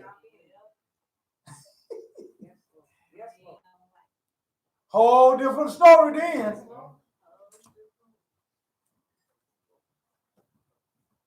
Because his decision and all that might be a whole lot different with yours is. We had that same thing that happened with Moshe and his sister. Miriam. They got into it. She was on a bad mouth and his wife and all that stuff there. And hey, God had to call her. And then when God brought on the carpet, and got to go to the carpet there and everything there. See, y'all should have settled that thing between y'all, but y'all couldn't do it because y'all wanted to run. Y'all the one that invoked me into this talking about God deal with us and I go to God about it. Okay, now I'm into it. I want you to get this. They still had to go to Moshe to entreat God. Pray to God that he take this away from her. And he did it because, he wanted to get the thing settled. But what happened? God wasn't ready for it to be done. God wasn't through with it. So after Pharaoh done did what he said, doing everything, God said, I'm stepping in, I'm gonna do some leading. I still ain't through with you. I ain't settling with you. Because you boast too much. That's why we better be careful about this tongue. Get you in trouble, dear folks. It's better just clamp that mouth down and bite that mouth and everything there, boy, and get ourselves in war. You'd have been a whole lot better off here to say a word. But no, we can't do that. Oh, I had a last word. Oh, good, nobody said. Oh. I told you about the friend of mine that way. He's talking all that noise. I don't come here and say that. Hey, they can't set me up from talking. I'm gonna do some talking. Police told him, shut up, close your mouth up. You're inciting the folks and everything now. His hands all in the car there, hands all tied by, and he's still hollering. He said, I told you to shut up. He wouldn't shut up. He took that billy club and pop. He said, when he hit him with it, because he was so offline, that didn't really hurt him. He didn't really feel that there. He said, but what shut him up was that knot started rising. And I don't know if any of y'all ever bumped into something that knot started rising now, only after you bumped it into there. And boy, you just want to rub it or something because it didn't start. And he couldn't rub it or nothing because his hand was tied. He had those handcuffs on, so he couldn't do it. And then he couldn't get down to the shoulder because the police hit him right at the right point there. And he said, man, when that knot started rising up on and everything, and man, he said, you gonna shut up or I'm gonna have to do. Yes, sir. Yeah. All of a sudden, whole different demeanor come out. See? But that didn't stop that knot from rising up there. He said, man, I wanted to rub that knot so bad, everything. I couldn't do it. And I had to suffer with that thing for a while until he finally. He could have bought it off. Yeah. But he looked at mouth and get him in trouble. So here we see Pharaoh. See? He done opened his mouth And he done said some things, and he's bragging, and now God is leading him. God is leading him. So when we say God don't lead people because they, they're wrong and all that, and God does lead wrong folks. See? God do lead them. See? Read on. Let's see what happens. Thus I will win glory for myself at the expense of Pharaoh and all his armies. And the Egyptians will realize at last that I am Adonai. What they got to realize? That he's Adonai. Adonai means what? Owner.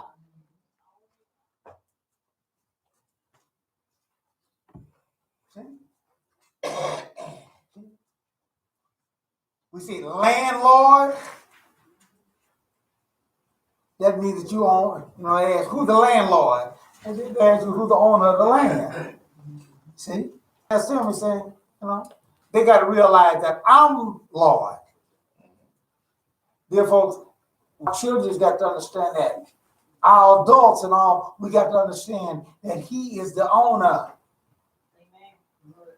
So when you grown, you can do whatever you want to do and all that. Don't believe that lie. Please don't believe that lie.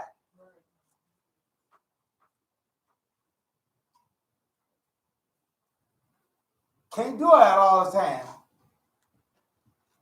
I told you what happened to me the other day there when the ice came on. I ain't talking about this last ice, but the ice before that time came up, and they announced it. Oh, come on! I said, well, I'm staying. Come about 3 or 4 o'clock in the morning, and there's somebody scratching and beating on the window there.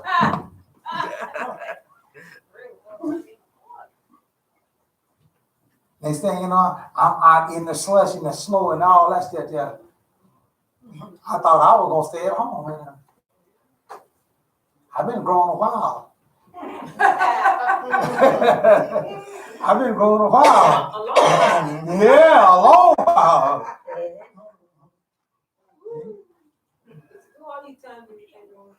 So this stuff, right?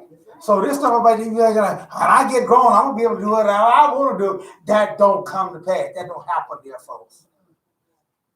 Ain't that easy. And you're gonna always be subject to somebody. That's right. Amen. Situations, conditions. If you go to work, you're gonna be that way. Well, I ain't gonna go to work, but you sure is gonna be on the subject of somebody. If you don't go get you a job and everything, you sure is gonna be subject to somebody then. What do I mean by that? Gotta eat. Everybody gonna tell you. Always have somebody to answer to. No. If you don't work and stuff and everything, you're gonna steal. And if you steal, you're gonna go to jail. And you're gonna go to prison. And you sure is gonna be under the control of everybody then.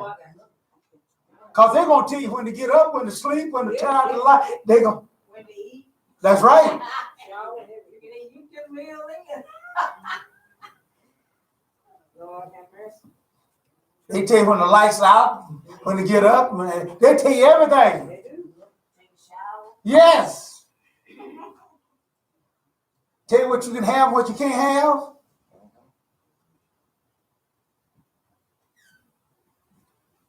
And if they ain't gonna go to winter, they lock you down and you can't go out and you can't do nothing. They really control you then. So we need to understand these things here and do that which is best for us. Amen. But I want you to see how God operates. See how some of these things that happen to us and everything there is God guiding us, trying to lead us right. And they ain't always good for us. Yeah. And especially with our children, because you know better, you've been taught better, you've been raised better. And as I said before, you get this grown age and everything there, some come along between what, you know that I'm leading against God. I said, I ain't got to go back and rehearse all that on you. You scripture better than I can. Even right today, you can quote them. but it's a matter of being faithful.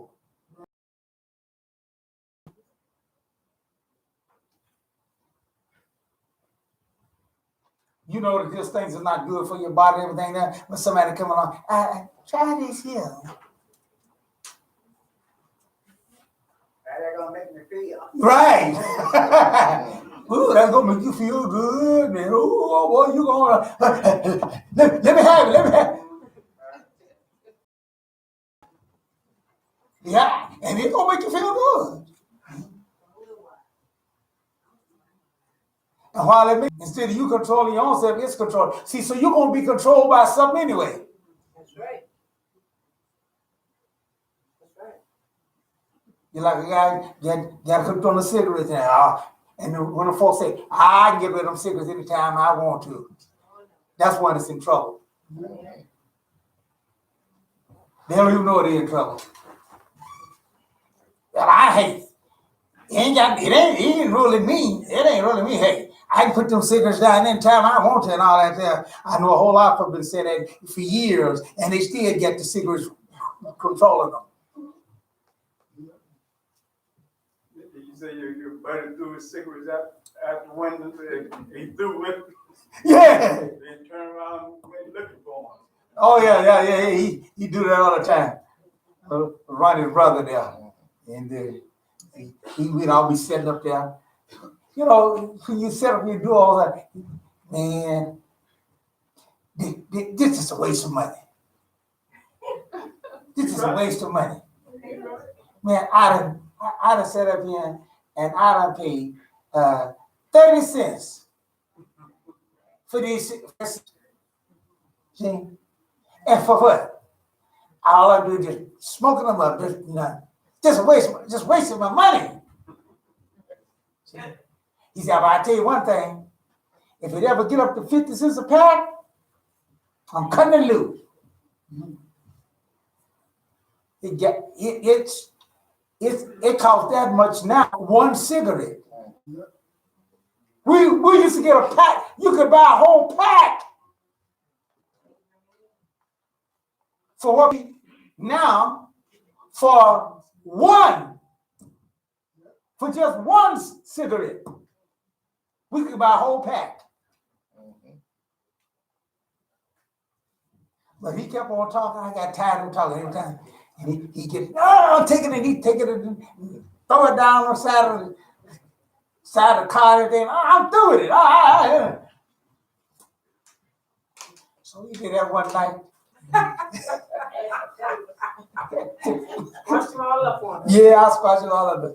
Now, fella, you knew. You knew that. I had to walk home that night.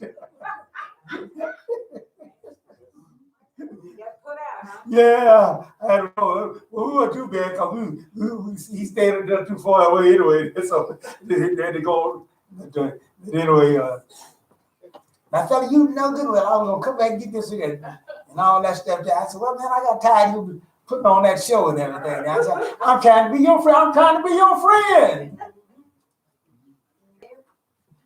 You need to stop putting on a show in front of me. See, his heart wasn't really faithful with what he was saying, because the cigarettes got way past that before he passed away. Everything there, pack of cigarettes was costing $3 or $4 by that time. So he said that if he ever got it to 50 cents a pack, but he didn't. Why? Because it got hold of him. And that's why we warn you. There are certain things that can get hold of you. And when you're ready to turn it loose, it won't turn you loose. And that's what I be talking about. So don't get started in the first place. That's the best thing. Now there are those that do cut it loose and everything there, but it's gonna take some faithfulness. See, and some determination. But it's best not to get started in the first place. See? Amen. Like I said, when my body. Amen. You got my warning. That's it. Yeah. choking and stuff. Oh man, You don't need nothing like that. No, my body said, no, you need to shut this out right now and everything. I said, that's it. Yeah, but the girl gonna think that you're a little kid. I said, let her think me a kid. I don't care. That's what I was doing it for. Hey, you snotting everybody. Oh man, I sure was. Man, I was crying like a little baby, snot like a little baby. I just like a little baby was, man. I was trying my best to get some air, boy. And then, boy, like I said, snot was coming out and everything there, boy. And the eyes all teared all up. Oh, man. Just trying to smoke a cigarette. Yeah, just to show out for this girl. Yeah. I liked her, you know, and everything there. She said, well, you know, doing what stuff right and everything there. So I really messed all up. See? She inhaled a cigarette and did all that stuff there, so I took me a big puff. I'm gonna really show her up, and I'm sure, man. I sucked a big old puff down there through the lungs.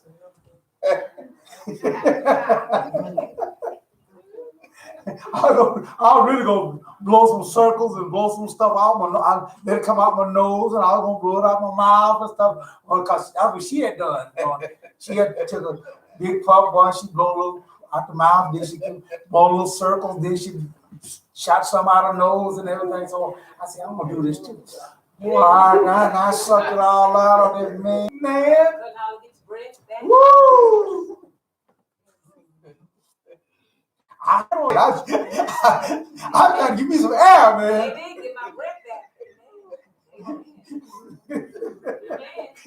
After I clean. Amen. Fall in the ground. I said, I'll get into some other girl that ain't gonna want me to do all that kind of stuff. And I said, but it is gonna take it every day. Hey, call me a little baby from now on.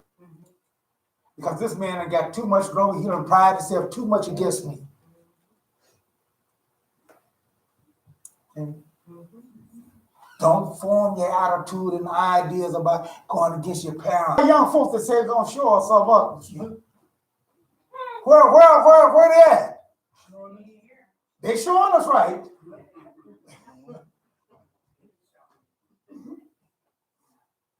I remember one time they had about 3 of them staying in the house together and everything there, and they were starving over there. He can be your enemy. I try to tell them that. They don't believe that. It's your choice, though. That's what I'm saying. He can either be one or the other. For my friend. And it depends on your choice of what you do. Oh, my friend, yeah. See? Like I said, right at that time there, and I've talked to a lot of folks that smoked and everything there. They said they had an incident that happened to them. Right there, they had a part to either follow what that body say do, or go on past that and move. Override it. Don't override the things of God, dear folks. But nevertheless, Pharaoh had done those things, and God wasn't through with it. So after he done let the people go and everything there, he thought he would free God. He thought he would free them terrible folks that done caused all this stuff. Can you imagine? His whole kingdom was messed all up.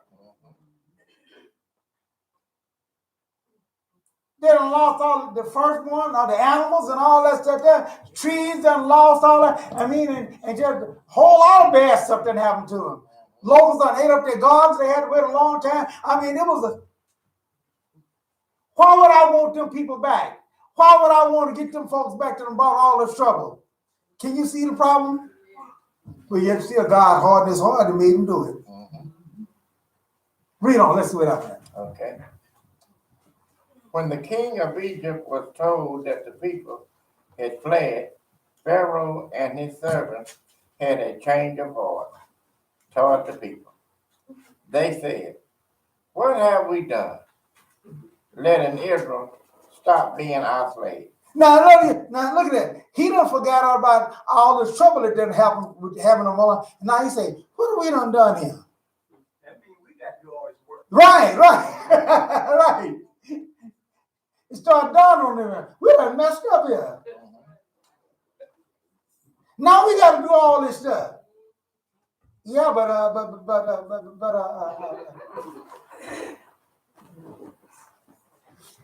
King, Master, them folks and called us all that, and besides all that there, they done took our stuff. We done gave them all our gold. We gave them gold and fancy. Yeah, I remember I gave them my fancy dress and all that stuff there. Cause I just want to just take what we want to say now. It's gonna be changed.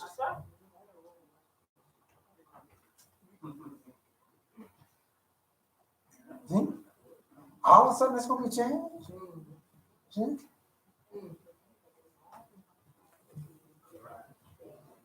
I just like a woman that got her beat on and all that stuff there. But what they call it, some kind of syndrome they call it there. Stockholm syndrome. Huh? Stockholm syndrome. Is that what? Like if somebody gets kidnapped and they wind up on the level. Well, they said it though. No, he bashed her and beat up the woman and beat her up and everything like that, and then she'll go back to him and all those things that they call that a certain syndrome that they have, huh? Well, I know that, but I'm talking. There's a. I agree with you. That's what it is. But there's a medical. There's a medical syndrome there, and it's hard to break them from that. You know, until they really, because they say all that stuff here and Maria heard everything, but he really loved me and all that, and they'll go back to him and all those things there. And so this is what Pharaoh did. That's what somebody that changed. So he don't forget all the bad stuff that happened to him. Now he says, "Hey, wait a minute, it wasn't that bad and everything there. So we got to get them folks back." And besides that, we heard that they down there don't know where they at. They done got down there and trapped. They got the sea to their back.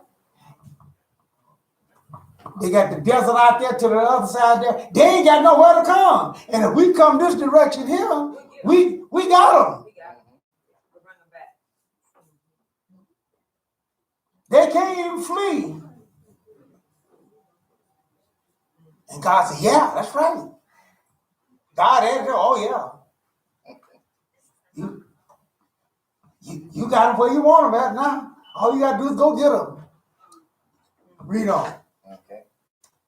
What have we done? Letting Israel stop being our slave.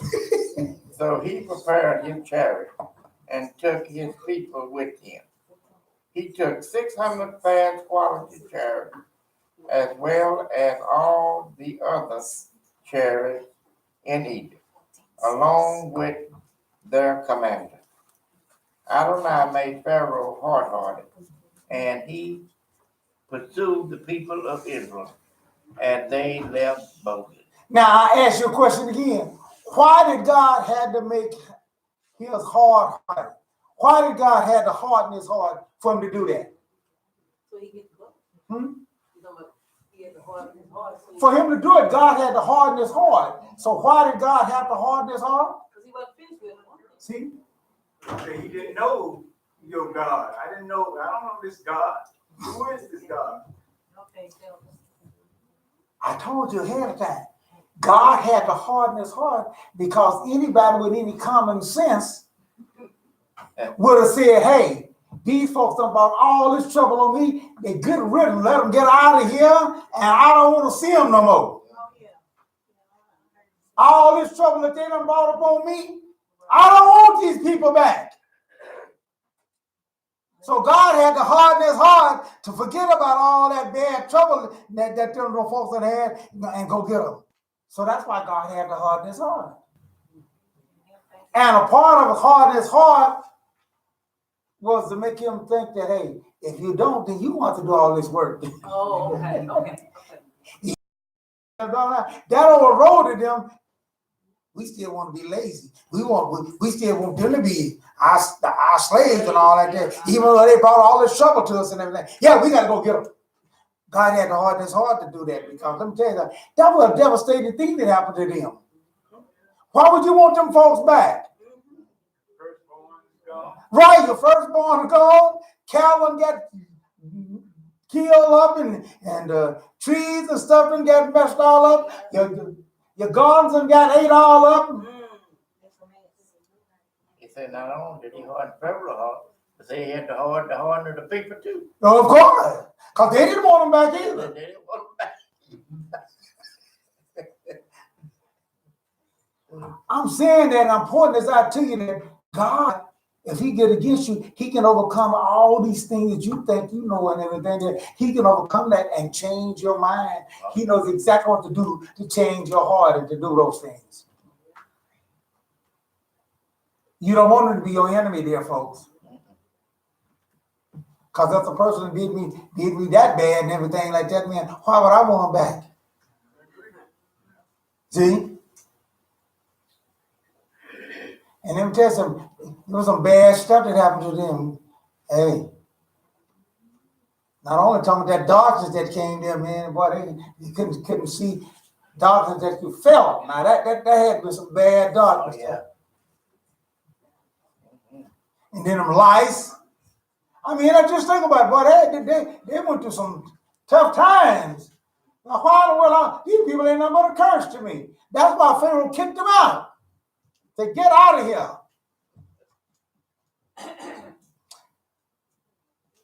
Read on, let's see what happened. Okay. The Egyptians went after them, all the horses and chariots of Pharaoh, with his cavalry and army, and overtook them as they was encamped by the sea, by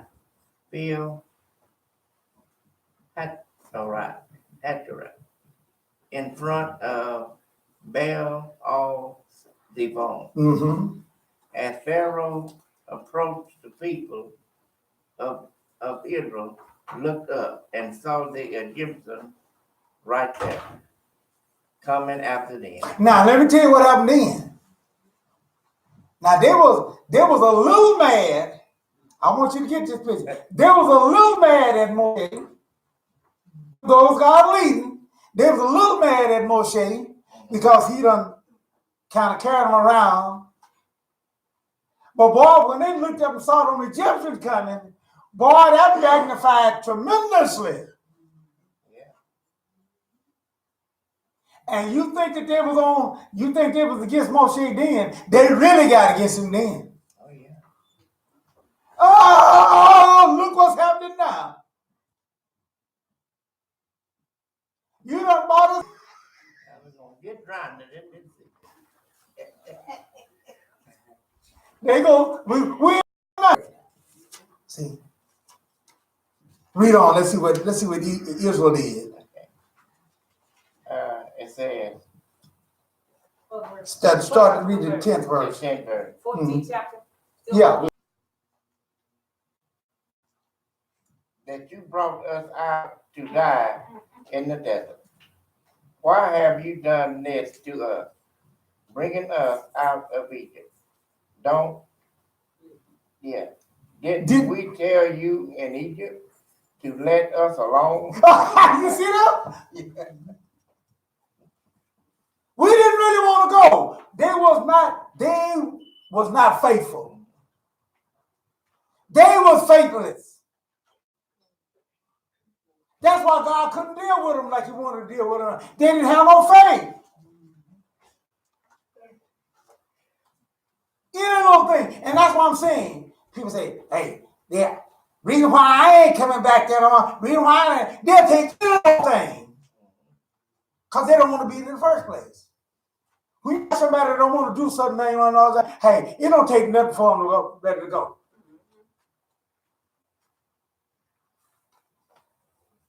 Like I say, they'll start at the front, and when you start moving back, then in the middle place, then next thing you know, they find the back seats. Right. Ain't nothing left but out. Ain't nothing left but out. And if you really want to be out, It's just like your children. When they're ready to go on, they want to, it don't matter whatever it is, they're going to come up and say. So when they saw that coming, boy, like I said, they really got on Moshe then. Oh, there wasn't enough graves. Then they went on down there. We told you. See, they showed you where their heart was at. See, when trouble comes, people will tell you, show you where their true heart is at. Amen. They were putting on a show. Yep. They really wasn't faithful in that. Come up with something. They said, didn't we tell you? Ain't that what they said? Didn't we tell you to leave us alone? Yeah. Didn't we tell you to leave us alone? Now it's too late, we're gonna die. You're right. We'll just go on being slaves. Yeah, we told you that, hey, all of a sudden now, being a slave, I want you to see that. Being a slave was all right now. But before that, they was hollering and crying out about being a slave. But now, being a slave is all right. All the whoopings that they got and all this and that, and working from sun up to sundown and those things there, that was all right and everything there. See? You did this, Moshe. You the one that, but who was really doing the leading? Yeah. Amen. It really wasn't Moshe, but he got the blame. Why? Because he was the leader. And that's exactly what happened. On the leader and everything, obvious. And we see that which is there. We can't see beyond those things there. Amen.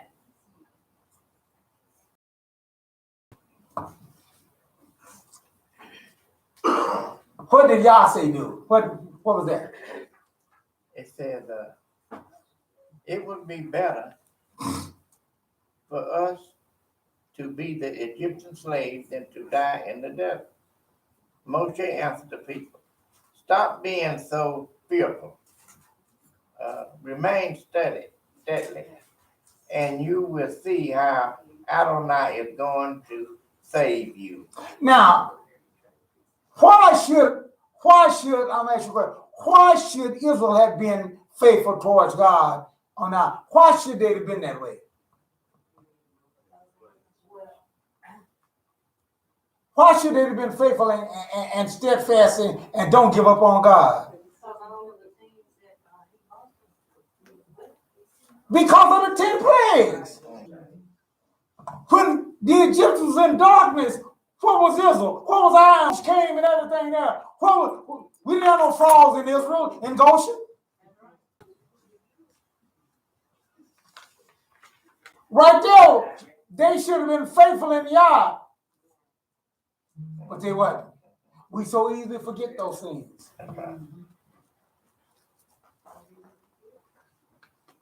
See? We so easily forget. And it's because our faithfulness is not there. We ain't got faithfulness tied in. So they concluded it would have been better for them to be slaves. Wish you didn't. Moshe, we wish you never even showed up. We wish you never would have came down there. Irregardless of God had a plan. Irregardless of what God's word has said that he was going to do and all those things. I ain't worried about all of that. I'm just worried about this here.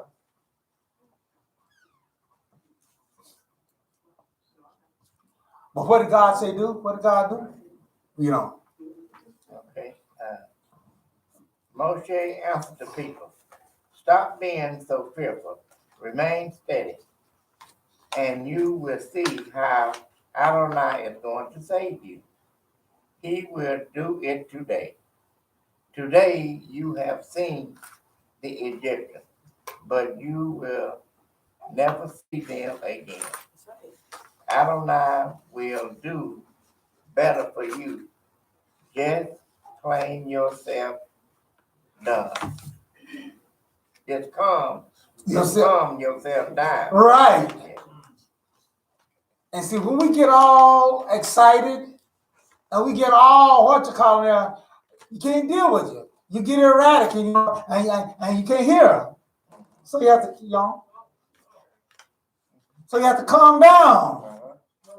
So you get some words get in, so that faith can be built up. But no, we just no, this way right. You're just getting a panic, and can't nobody talk to you, can't nobody deal with you.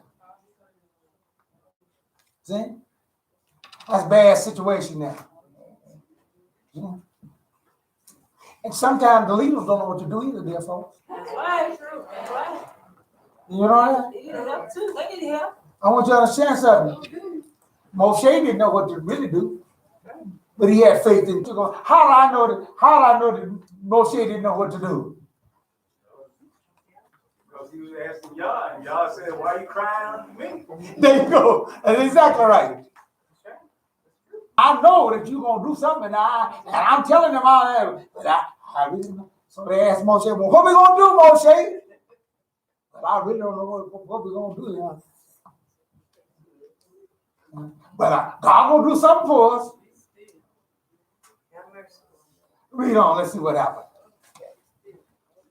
Adonai asked Moshe, "Why are you crying to me? Tell the people of Israel to go forward." Now, there you go. To the left would have been the desert out there, but he couldn't go back that way there because there was corner there, so they couldn't go back there because the Egyptians were coming there. So there was only one way they could go forward, but there's the big sea out there.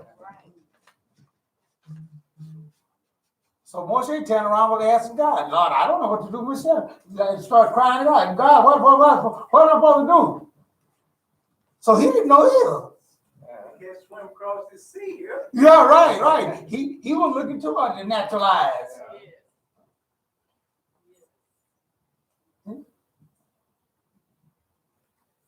But you done told the folks that I'm gonna do something. Yeah, but what you gotta do, yeah, but you ain't dealing with a being that is limited by nature. You have to understand that our God is above nature. Nature answers to him. The laws of nature answer to him, not him to them. Amen.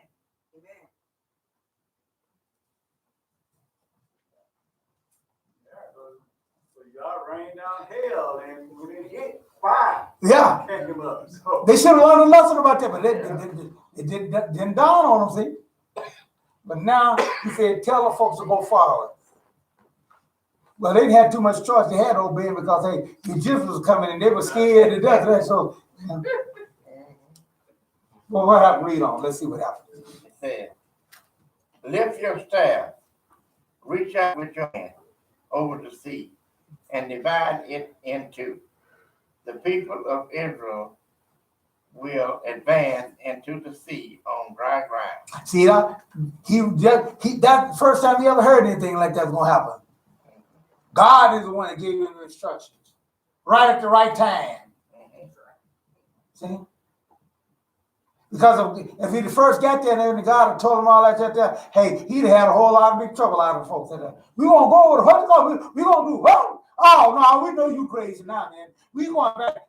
How about the water gonna move back and we're gonna walk on dry land and we looking at that all that water out there and they talking about, well, we're gonna be going on across home dry. So God didn't even tell him because he know that Moshe was gonna tell the folks. And they sure would have got them discouraged. They sure would have.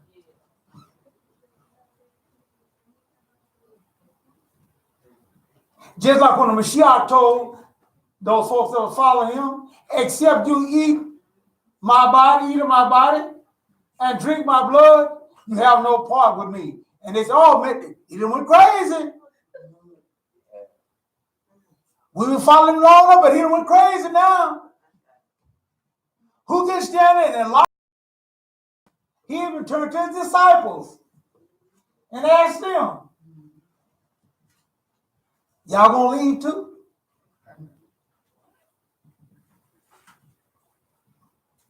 But old Peter was He's something else. He was something else, but he always he said, where we gonna go? Mhm. You know, we don't have no other place to go. Mhm. No, we ain't going nowhere. Yeah, the words of life. That's right. We believe whatever you say, that's what's gonna have to happen. Faithfulness. That's what faithfulness is. See. Therefore, we see that went forth here, and as they went forth and read on there, we're going to just read a little bit of this, and then we're going to shut it off for the day because we already know what the end of the results on. Okay. I will make the Egyptians hard-headed, and they will march in after them. Now, notice it. Did you see how many times God had to harden the hearts of their feet? Mhm. And I'm telling you something, if it had been God that hardened my heart then, Yeah, sure would. it was just some hard hardening there for me to do that. Do what? To go in. Between them two walls of water. I'm sitting down there looking at the water hanging and dry land, and I saw this water depart, and I had to go down there. Oh, no, for me. What about you? You've been saying something wrong with me going off of this. Yeah. Pharaoh or not Pharaoh, I ain't going down there. They're going to have to get me from the backside because I'm going another direction, Jack. I ain't going down there. That ain't normal. Nothing God do is normal. Nothing. He always do supernatural. He don't do normal. And they did done that on the 10th commandment. They had this water in this ditch, but the water, just like a little stream there, but it was pretty wide, and so they pulled both of them back, and the water ran down the slab side of the concrete slab. They had. And it rose up like that. Now I said all this to say this here. No matter what the situation is, if you get yourself in a certain way and everything, God can lock you in. Yeah. People will say, well, if they don't do that there, if they ask me to do that there, I've seen guys get on drugs, sell their beds, their mattress, and everything, sleeping on the floor. Sell a stove, ice box, the store there, and one of them, those styrofoam. Yeah, they got one of those styrofoam things there,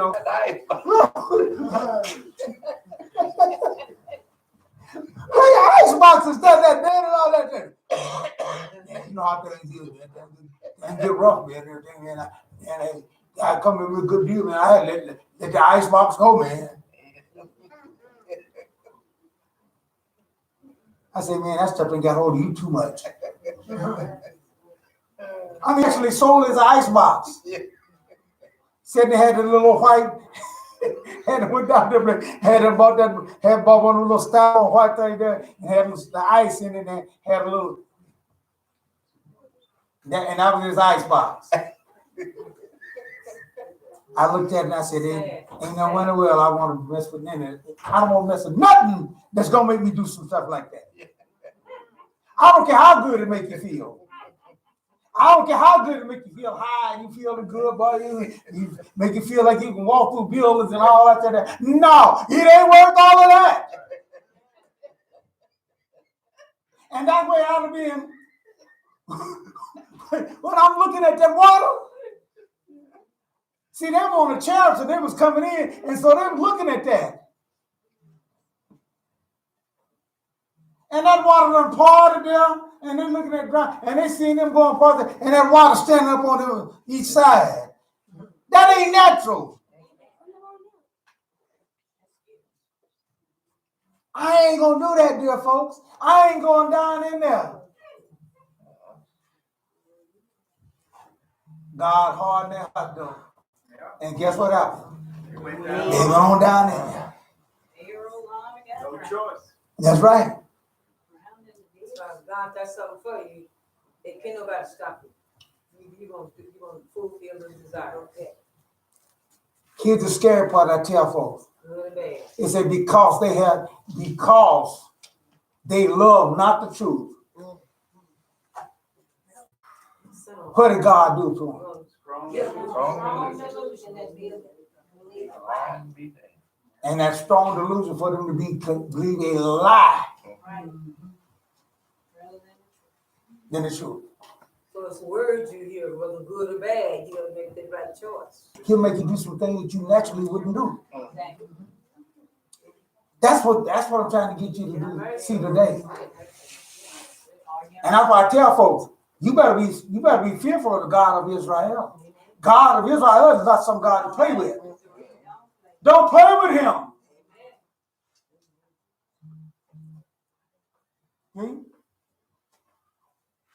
Made them guys going down there, they looking at that. Like I said, it had to been God to do that, because ain't no one in the world ought to done that on my natural level. Oh no.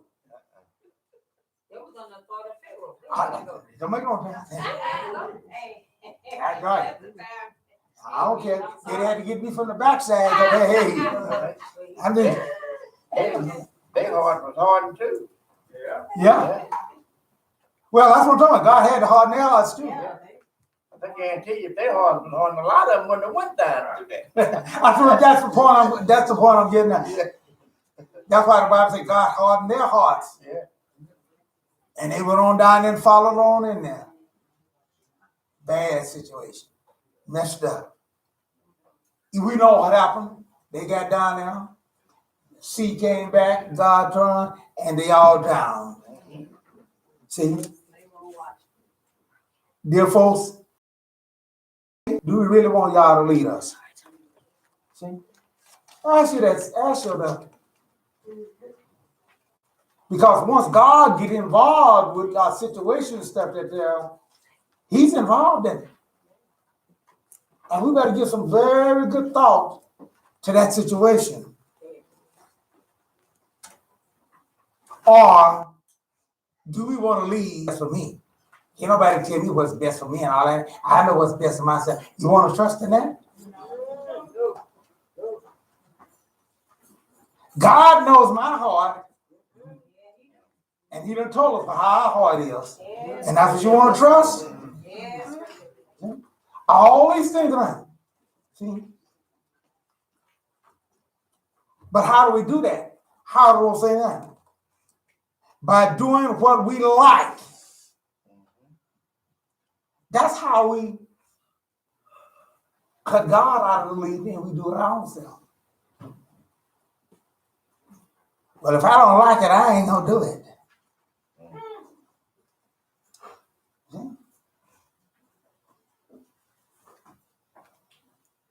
Well, unfortunately, like I said, hey,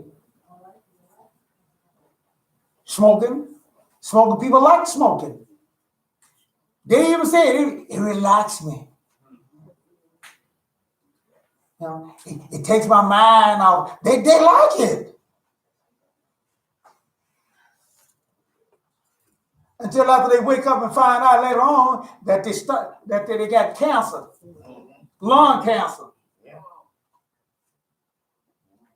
Relaxing is gone. I remember Rush Limbaugh. He was bragging about it when Michelle Obama was putting out the stuff and everything there, and making the tobacco folks. She was going against the tobacco companies and all that stuff there, because people all like that. He was talking about, people have the right to make their home before. Yeah. Now, not right now, and everyone, the whole world will be. But he bragged about it.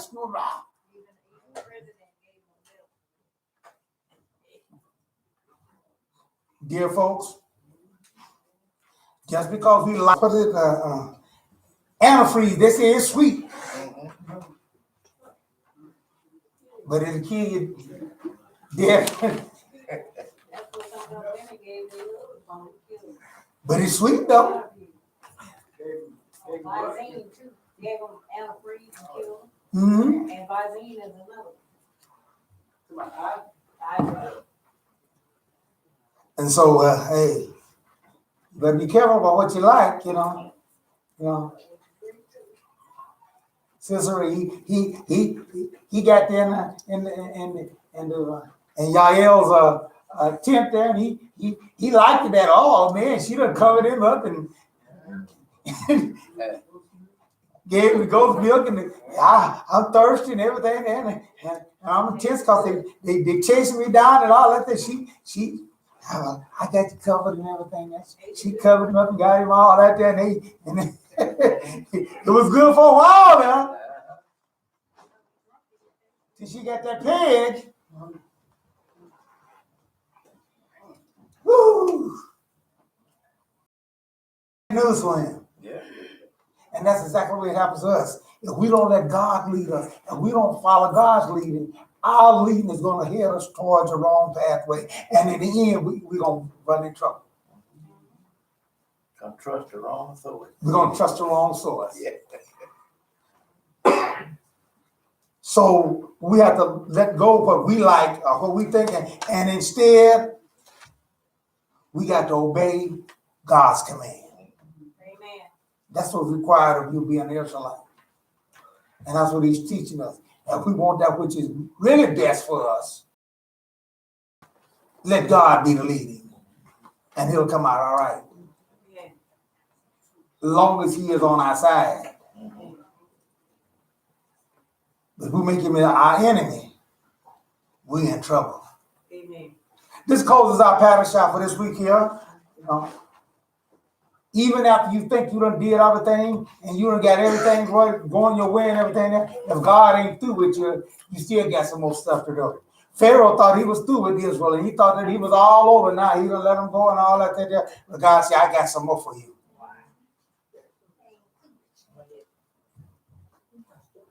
The God of Israel is nothing to play with. Let him be your fear and let him be your dread, that it might be best for us. And